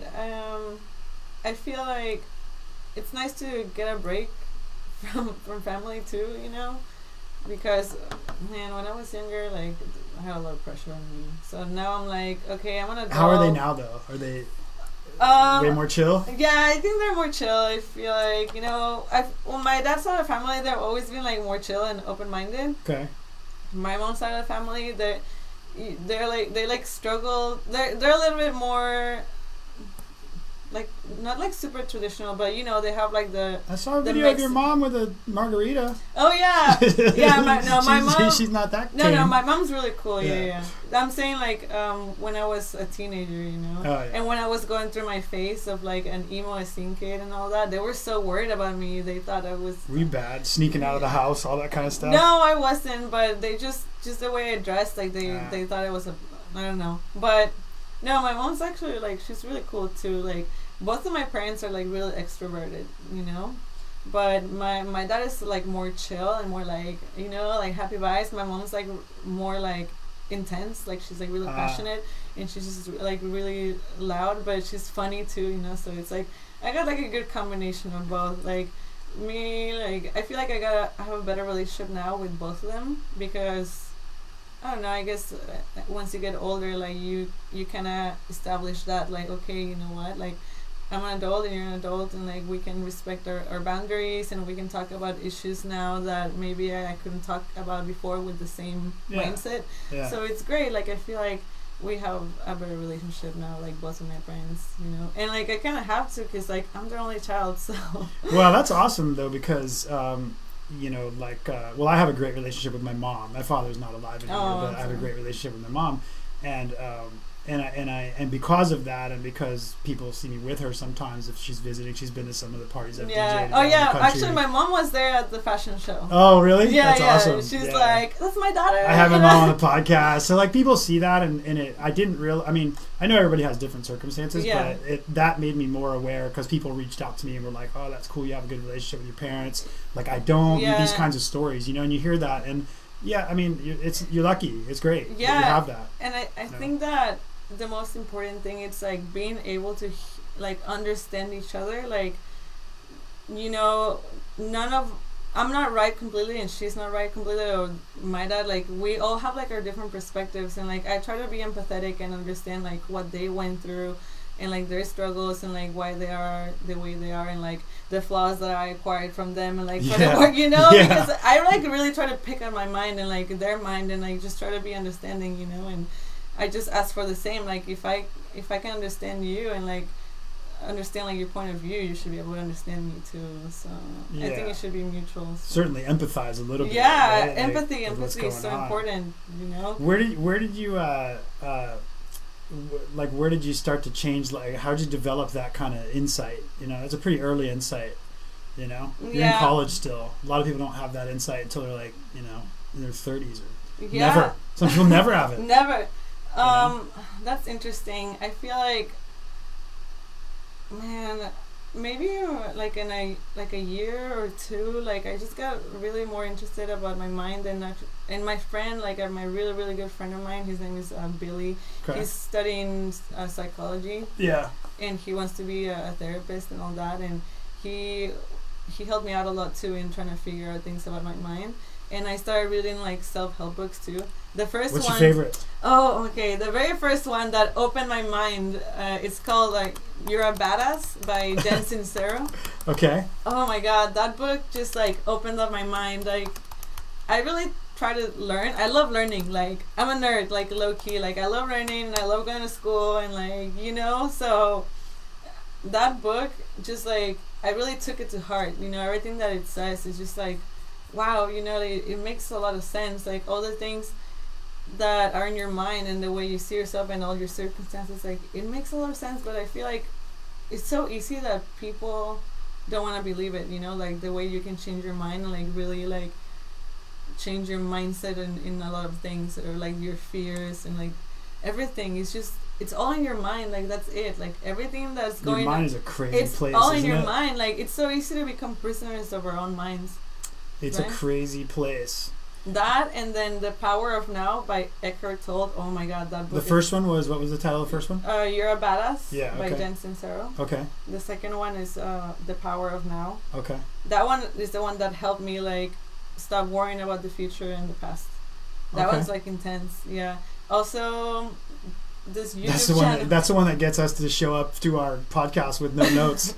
The Power of Now. I know, The Power of Now. Yeah, you gotta live in the present. Right. And another, this YouTube channel called The School of Life. Okay. Oh my God, that channel, I've learned about emotional intelligence there and about like everything about psychology. I don't hear people use that term that often, but that's yeah, emotional intelligence. That's so important. It's something that they don't teach you in school that you have to learn on your own. Yeah. But that's it. You know, if you want to have better relationships with people, you have to be emotionally intelligent. We don't. That's interesting. You said that. We don't really get that much in our school system, American school system. No, it's like we don't get like a class. They need like a life class. You know, like it can be a little different maybe for guys and girls. Like, okay, dudes, don't be stupid to women. Don't here's issues you could have both. You can mix it's just so many things. It's just life, you know, and how to be nice to people, how to monitor your own emotions, how to be constructive with them. Like it's just so many things. How to be by yourself. Yeah, that's really important. Yeah. Like I love my me time. Like I have dates with myself. Like I go and have like a dinner and then movies, and you have to enjoy your own company. Yeah. I learned that from my mom. She's good at it. Yeah. Yeah, same. It always never made sense to me much, and then I learned that from her for sure. Like she'll go to the movies, she'd be like, "Oh yeah, no, I don't want to go with anybody." Yeah, it's she's like, "I don't want anybody. I don't want to discuss popcorn. Nothing." Yeah, that you need just. I don't want to talk about which one we're gonna see, what time, nothing. No, I just want like my alone time. Yeah, it's so cool. important. Like you have to treat yourself like you would treat your best friend. I think Yeah. And yeah, you should definitely check out the School of Life on YouTube. There's like really cool videos. Yeah, I'm gonna have to hit you up to those 3 links. I'll put them in the show notes. People can always use a little self-help. Yeah, that's so important. I feel like maybe it's a little underrated or people are embarrassed, but I'm not embarrassed. Like it helped me. Well, I think there's a lot of like silly stuff out there that tries to take advantage of the psychology and people's emotions. Yeah, of course. And so there's clearly, just like there's a lot of crap in music and everything else, right? Everything else. I mean, so that it gets a bad rap. Yeah. I think when it's just called self-help. Yeah. But even like practicing something like Buddhism or something is self-help. Anything, and maybe this won't work for you. It worked for me. Like people like we're all so different. Like that's the thing. Like we're all like come from different worlds and we have different perspectives about life and all. So what might work for one person might not for another. Some people find help in meditation. I've tried it. I'm not like meditation. Yeah, I've tried That's something I haven't tried. Yeah, like there was one time where my friend like was like narrating, like helping me out, and like I had a really good experience, but it's not something I practice all the time, but it helps too, like there's a lot of people that use that or like yoga or whatever, whatever helps. We talked about yoga. I'm struggling with it's great every time I go, but for some reason I have a mental block to get there, and it's just right there. Yeah, I feel like whatever helps you, and for some people it's like ASMR, they get really relaxed. What is that? ASMR. What is that? I don't know what that is. ASMR? Yeah, it's like the videos where people like whisper or like they like break things or like eat. That's some crazy stuff. Yeah. Right? Yeah. Crazy, like not in a bad way. It's just I saw there's a thing, right? It's a thing. It's a big thing. There's like stars, like YouTube stars. Yeah, and some people it helps them with like their anxiety and stuff like that. You never know what can help you. You don't know until you try. It was on the BuzzFeed or something like that. I just recently. They went to Japan or something, right? As well, they like a couple different places they went to interview some people. Yeah. Yeah, so you never know what can help you. I feel like you just gotta try it. Like, don't be afraid. Get out of your comfort zone. If you feel like you want to try something, just go for it. That one would definitely be a trip. Like when I saw they interviewed a couple people, but then they went into I think it was in Japan or somewhere like that, and there was maybe like San Francisco or something. But it was like a studio. It was like the Whisper Lodge or something. Yeah, like a Whisper Lodge or something, right? And they went in and you basically could spend the day because the girl did it. Who was the interviewer? Yeah, right? I just saw it too. She did it, and she came out. She was kind of like, I'm not sure, but okay. It's not for everyone. Right. Like she's pretty conservative too, though. Yeah. Like that. She's a good interviewer, but I feel like she was kind of like. She's not edgy. Yeah, she's not. Like in the first place. I feel like her doing that is like. That's the thing. Like, be open-minded. Like, just try it. Like, why not? It's not gonna hurt. You don't know if you're gonna like something if you don't try it. Right? Yeah, it's not. Yeah, and things like that aren't like. It's not like someone strapping you in a bungee cord. I know. Jumping off a bridge. I would love to that. I want to like go skydiving sometime. That'd be really cool. I had a friend. I haven't seen her in a while. Can't remember her name, but she was she was into driving race cars, like fast. Ooh. Like 150 mile an hour plus race cars. Cool. Yeah, and drag racing. Ooh. And she was sponsored for a while, and then something happened that ended. She got tired of it, whatever. Mm-hmm. But then she got into the like wingsuiting, where they look like a squirrel. Oh, and they jump off of shit and go like a squirrel. Insane. And she had an accident where like her gear malfunctioned. Oh, the crazy. no. And so she spent like 6 months in the hospital recovering with all kinds of surgery and stuff. Then she was back doing it again, which I guess is cool. I just thought like, wow, man, that's what it made me realize mostly was I don't have whatever that is not in my head. No. Like to do it in the first place. Yeah. But it's cool. Whatever works. Yeah, like it's like one of those things like. Yeah, that's wild. Like I couldn't imagine. It's like I couldn't imagine like going through that and then doing it again. Anyways, like Yeah, I mean, I never had anything, I guess, where I had that kind of problem or situation Yeah, took me out of something. Yeah, so maybe it is therapeutic. Yeah, I don't know, to get back into it. I've never really. I tried not to put myself in situations where my safety is in danger. You know, like I really like. Or you haven't had a bath for 3 days. Right, like it's not like I try to take care of myself, like inside and out. You know, like I try to be responsible. Like I'm trying to live. You know, long. Yeah. At least. That's a pretty damn good outlook. That's a good mentality. It's a good mentality. What else is going down? We had what was I going to say about San Diego music community? So on your show, you've had a couple people give different perspectives about San Diego music community. Yeah, I know. So what's yours? My perspective.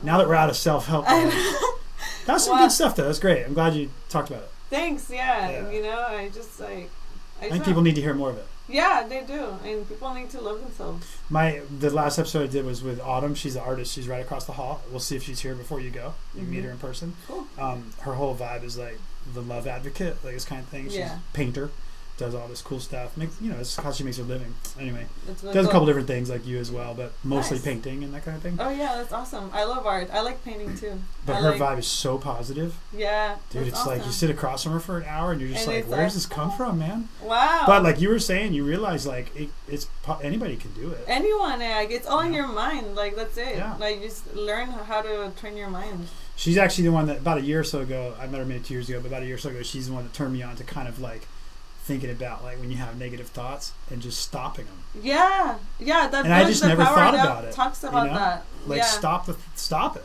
Because like when you're feeling, when you have negative emotions, like the emotions, like the physiological feeling, like it only lasts a little bit. Yeah. The way that we suffer is like we keep dragging it on with our thoughts. Yeah, you go down the rabbit hole for sure. Yeah, everybody has. That's it. Like, you know, usually a breakup or something. Yeah, the like, feeling.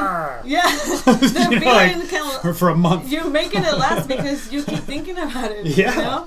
Totally. Like say like I fall in front of someone and I get embarrassed. Like just that moment, like that feeling only lasts a few seconds. But if I keep thinking like the rest of the day, like oh my god, you know, like that's what makes it worse. That's what. But it's rare that somebody takes the time to kind of thoughtfully tell you how to stop going down the rabbit hole, right? Like people will be like, oh, dude, just take your mind off it. Yeah. Well, yeah, but that's easier said than done. It's true. You know? That's why you have to like do a lot of self-reflection, like really like dig into your mind, like really think about it, like okay, I did this and that, like, and be honest with yourself, you know, like you can't lie to yourself, like just be honest, like okay, this is what I'm doing, like this, how can I improve?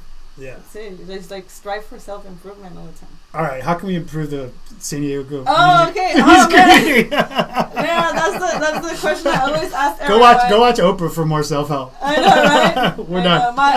My self-help section is done, people. Okay, about the community, I feel like it needs more exposure. Like definitely. How would you do that? In what way? In what way? Well, I think more people need to hear it. Maybe there are events at. Okay, this is. Well, I don't know if I should be talking about this, but maybe I don't know. Maybe I'm gonna keep it in the DL, but maybe bring it to like college. You know, like bring this sounds that people don't hear. Right. You know, in the places where they don't usually have them. Like for example, like at SDSU, like they always have like some top 40s DJ or like hip hop on the radio station. No, like and like events, you know, like school events. Yeah. You know. Yeah. Just like expose people more to that. You know. That's interesting. I didn't think. I mean, I don't go to them, but yeah, that's like so you don't see it's all top 40 kind of stuff. Yeah, basically. It's usually that, you know, or they have like theme nights, like 80s night or whatever, you know. Right. Yeah, because like 80s will never die. No, I love 80s. Yeah, I love 80s, 90s. Yeah. I feel like expand the target audience, like get people exposed, people that go to these events. Because we all have different types of friends, you know. Bring like that friend that likes country or whatever. Bring them to the techno event. Like you never know if they might like it or not, you know. You never know. Yeah, just like bring more people to these events, you know. I think that's the thing. We need more exposure. So like these new brands that are coming up and these events, like get more people in there, you know. Do you see it growing, like between your own involvement, you know, which is a long time? you're pretty young, but it's college, and it's like you've had a long time, 6-7 years, like most people haven't had that. Yeah. Well, actually, I like in the underground, the San Diego underground, it's barely been like 2 years. Yeah. But I've been in like the electronic music scene like for a while. Like I've been to like the Insomniac events and LED events and like But yeah, like I see it growing only because all these new genres keep coming up, or all this, because music is evolving, Yeah. And like all these events are gonna keep evolving, and like what's gonna be the next new thing, I don't know, but it's not. I don't think it's gonna die anytime soon. There's no. I have no fear of that at all. There's only like more opportunity for growth, and I feel like in the underground, like there's so many new things coming up. Like for example, like Will that just came up with Nocturne. That's Levin? new. Yeah. Yeah. Delos.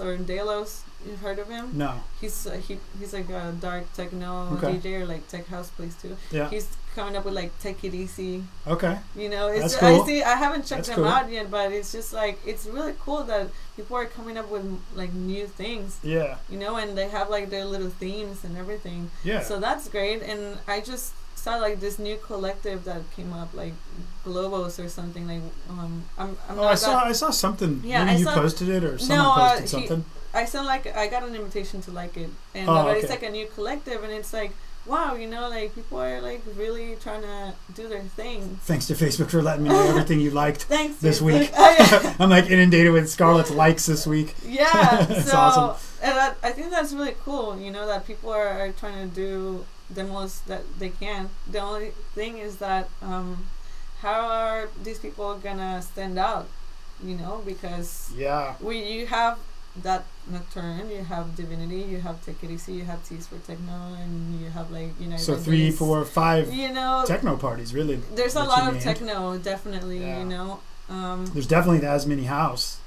There's like house tech music house. parties. Like, there's on Wednesdays there's the Dance Classique. That's great. That's Joe P and Gomez. There's also like an Afro house. That's really cool. Yeah, Oscar P does that, I think. Yeah. What else is there? Well, Rufio, he has like a mix of everything. It's not just techno. He's like a straight raver, man. Yeah, he's awesome. I love that. Rufio has like a combination of everything. That's really cool. Well, he's the one on one of your episodes where he was you were asking him some similar stuff, and he was just saying how he feels like there's a lot of room for everybody. Yeah, it's great. I feel like but you do have to hustle, and he also said, you got to hustle and have like a thing, you got to be selling tickets, you got to be, you got to have your logo, your cool stuff, he puts a it's lot part of of work into it. Big time. He does. I respect him a lot. Like he's one of the people that I see like always like representing and like promoting and then doing all these things, and it's great. Like I have a lot of respect for Rufio. What was I gonna say? Oh, there's like also like drum and bass events or in breaks. At the SD Union's done a lot of drum and bass and like events. This event called Prism. Have you been to it? Yeah, I played at it during the summer. Oh, cool! It's awesome. Yeah, that hole in the wall. That's like that's like even more like underground. I feel like because they're the same people that are involved in this. That's cool. Yeah. Yeah. So I went to Enter the Tech is obviously Rufio and his thing. Into Hoodie is one of the groups behind the Prism parties at Hole in the Wall. Yeah. That's I think there's a couple other people involved too. I feel like well, I love trance, so I feel like we also need Where is there a trance party? Ever? Right? Anymore? I don't feel like there's there was I think they tried to do something at AC Lounge on a Tuesday, like Trance Tuesday. That would be a strange place for trance. Yeah. I love me some side trance. I'm like I like it, but but every time I've been to a show that has it, it's usually been festivals, like an area. And the vibe is definitely different, right? Like it doesn't strike me as like a lounge vibe. Like house music, you could do in a lounge all day long, and it can be okay. Yeah, I don't think maybe Ace Lounge would be the. I'm not sure. I'm not sure if the small bar lounge. I haven't checked it out, but like I'm an advocate for trance. I feel like maybe some at Kava. Kava's probably definitely had some trance They shows. actually used to have some something Goa at stuff, Kava. some Psy stuff. Yeah, they've had some shows there. Maybe it's not as popular, that's the thing. I feel like right now, like the most popular is like techno and like the underground, Here for sure. Yeah, techno, like bass house. I mean, Deep House had like a killer run for like a while. Yeah, I wonder what. And it's still popular. Yeah, I wonder what's gonna be next. I don't know, but that's really cool. I feel like there are still so many other genres that could be explored, or sub-genres. Yeah. So... Well, that's what's awesome about Rufio's. Oh, yeah. Everything he's involved with these bigger parties, it's always like, I think that's cool. The drum and bass room, it'll be drum and bass and breaks area. There'll be the outdoor. There'll be like techno room, like you said, people, house, bass house. You gotta expose people to all these genres because techno is not for everyone. House is not for everyone. It's just... You gotta figure out what do you like, because there's something for everyone. When I saw him at Thanksgiving, he's so funny. I was like, it was a great party, and I was like, dude, he's running around busy, whatever. And I was just like, dude, this is awesome. Like, you got it going on. He's like, his response was, someone's got to teach him, man. Someone's got to teach him. And I was like, it's so right, though. Yeah. Because him, he means that in the most positive way. Oh, yeah. Like, not like there's something wrong with people or they don't know like what he likes. It's not like that. Like, he knows music really, really well. Yeah. And a lot of kinds of music. Yes. And a lot of people that are into different music. Have you been to the underground ones, like Under the Tunnel? I haven't made it to one of those. Oh my god, that's an experience. Yeah. I love it. I really wanted to go to the last one they did, but I didn't make it out there. I know, it's great. I feel like San Diego is full of like talented people and like people. It's just, I love it. I just feel really proud to be here, and I love my community. Me too. And it's almost hard to believe, like, with also good weather and food. I know that we have this much, and close to like Baja, which is fun. I love San Diego. Cruise down there and enjoy that great. Too. It's like you said, to have an experience that's that different. 30 minutes away. Yeah, it is. It's pretty awesome. And the diversity. You can't do that in any other state. No. In the and country, we're so really. diverse. You get people from all over the place here. I think that's the coolest thing, because I love meeting people from like random places. Like, diversity is so important. Well, I think talking about the music scene here, curious what you think, but what strikes me as interesting is I'm constantly meeting people who. Mm-hmm. Just when I thought like I had seen, let's say, everybody in techno, because I went to like whatever the teas were techno 5 times in a row, and you see the same people, and so you're like, cool, and they're friends, whatever. And then like I don't know, whatever, a couple months later you run into somebody else that's like, oh yeah, dude, I love teas for techno, and I've been going since the beginning, and you're like, I've never seen the person, and they never seen you, and it's like the scene here's a lot bigger, I think, than people think. Yeah. And another thing that I love is that it's open for literally anyone. You see people like from all age ranges. Yeah. Oh, that's the other thing I was gonna say. I really love that, like, because I feel like sometimes like the older crowd feels like they can't go out and have fun or whatever. Like, why not? Well, you're totally right. So like the House to Ourselves, that group seems to be like maybe late 20s or mid 20s, late 20s. Those guys, are they? Yeah, roughly. And they're crushing it, doing their thing.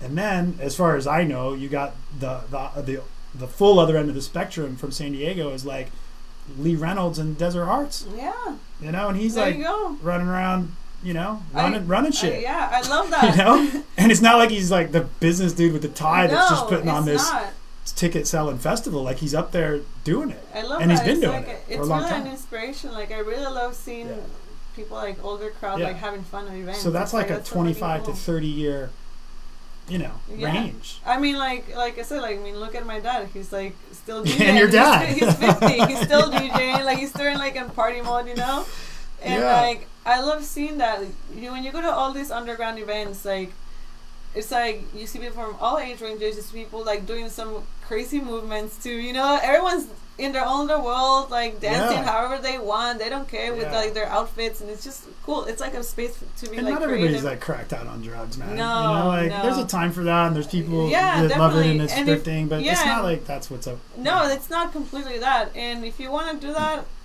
cool. Like, whatever, do whatever you want to do. There was a time where that drove the music. I think it went to a dark place. There was a period of that, and a lot of people have talked about it on here that have some more experience, but that's not San Diego now. No, that's for sure. It's not. And I'm not against it. You can do whatever you want. Like, as long as you're responsible. Yeah, you know? me too. But I see way more crazy people at drunk. Yeah. At wherever. Or you know here what I'm saying? in PV. I've seen way more problems with like drinking here. There are not that many have. problems. I never encounter myself with like any issue. I mean, I have more issues like in downtown. I have guys like come up behind me and start grinding me out of nowhere. You know? Yeah. When's the last time that happened at like an electronic music party? No. Ever? No. Yeah. I feel like there's a lot of respect in the community. I think people miss that. Like, I don't think they. Do you think like that kind of some of the comments you made, particularly like that you shared with Ariel Z and some of the ladies in the industry, like I don't see a lot of that like behavior towards women, and I think part of it's because I'm primarily always at electronic music type stuff, you know, and not all underground, but generally it's a good vibe. I think personally haven't had a bad experience in the underground. I was curious if my impression was right or if it was just because I don't see it. It's not done to me. No, but and in any ways, like I know my friends will back me up. Yeah. So you got the posse. Yeah, but it's been really positive. Like I mean, you sometimes. But that's an important thing, I think, to stand out for that community. Yeah, that's another thing. It's big. Yeah, we don't have this like disrespectful silliness that goes on. Sometimes like you might get like that random drunk guy that is like his first like event or whatever. Yeah, or someone's just having it out that day. Yeah, you know, going bananas. You know, like it happens like anywhere, but it doesn't happen as often like say downtown or PV or whatever. You know. Right. You know, I definitely feel more safe in like the underground scene. Well, it's good to hear. Yeah. I'm glad to hear that. Yeah. You know, and I hope like I try to contribute to like people, and you know, especially if you see people out of line. And when you feel it, you feel it. You know, like I'm really in tune with my intuition and like and my bodily response to like when I meet someone, like if I feel some shadiness or if they're like the guy is like being weird, like I'm just like I remove myself from the situation. You know, but most of the time like everyone has been really nice. You know. Yeah. Yeah, no, that's really good to hear. I wonder if the do you think you were commenting, you know, we talked a little about the big age range in the music scene here. I wonder if that helps it a little bit because you have people with a lot of experience looking out for, you know, like there's just a little bit more like less newbie vibe. Yeah. Right? It's great, you know. There's a few less, like the percentage of people that are having their first night with tequila is lower.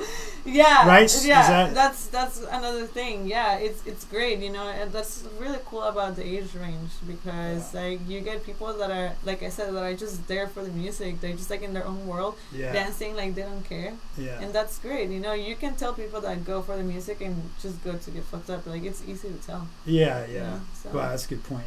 Yeah.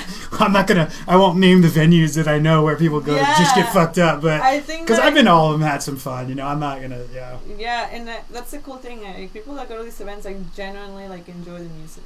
Yeah, I would say, so it sounds like you like the, these parties kind of like enter the tech stuff, the undergrounds, the little bit darker techno, that's kind of your vibe with, and the community you're talking about. It's strong. This is what I'm talking about. Yeah, but don't get me wrong. I love the big raves too. Like I still go to like Escape and like I love everything. Like that's the thing. Like I get down. I like Basement. Like they have some great artists that come through there, man. I sometimes I make an exception and go to Basement. So I don't want to lump all of Gaslamp. Like, I love Basement. You know, like it's like.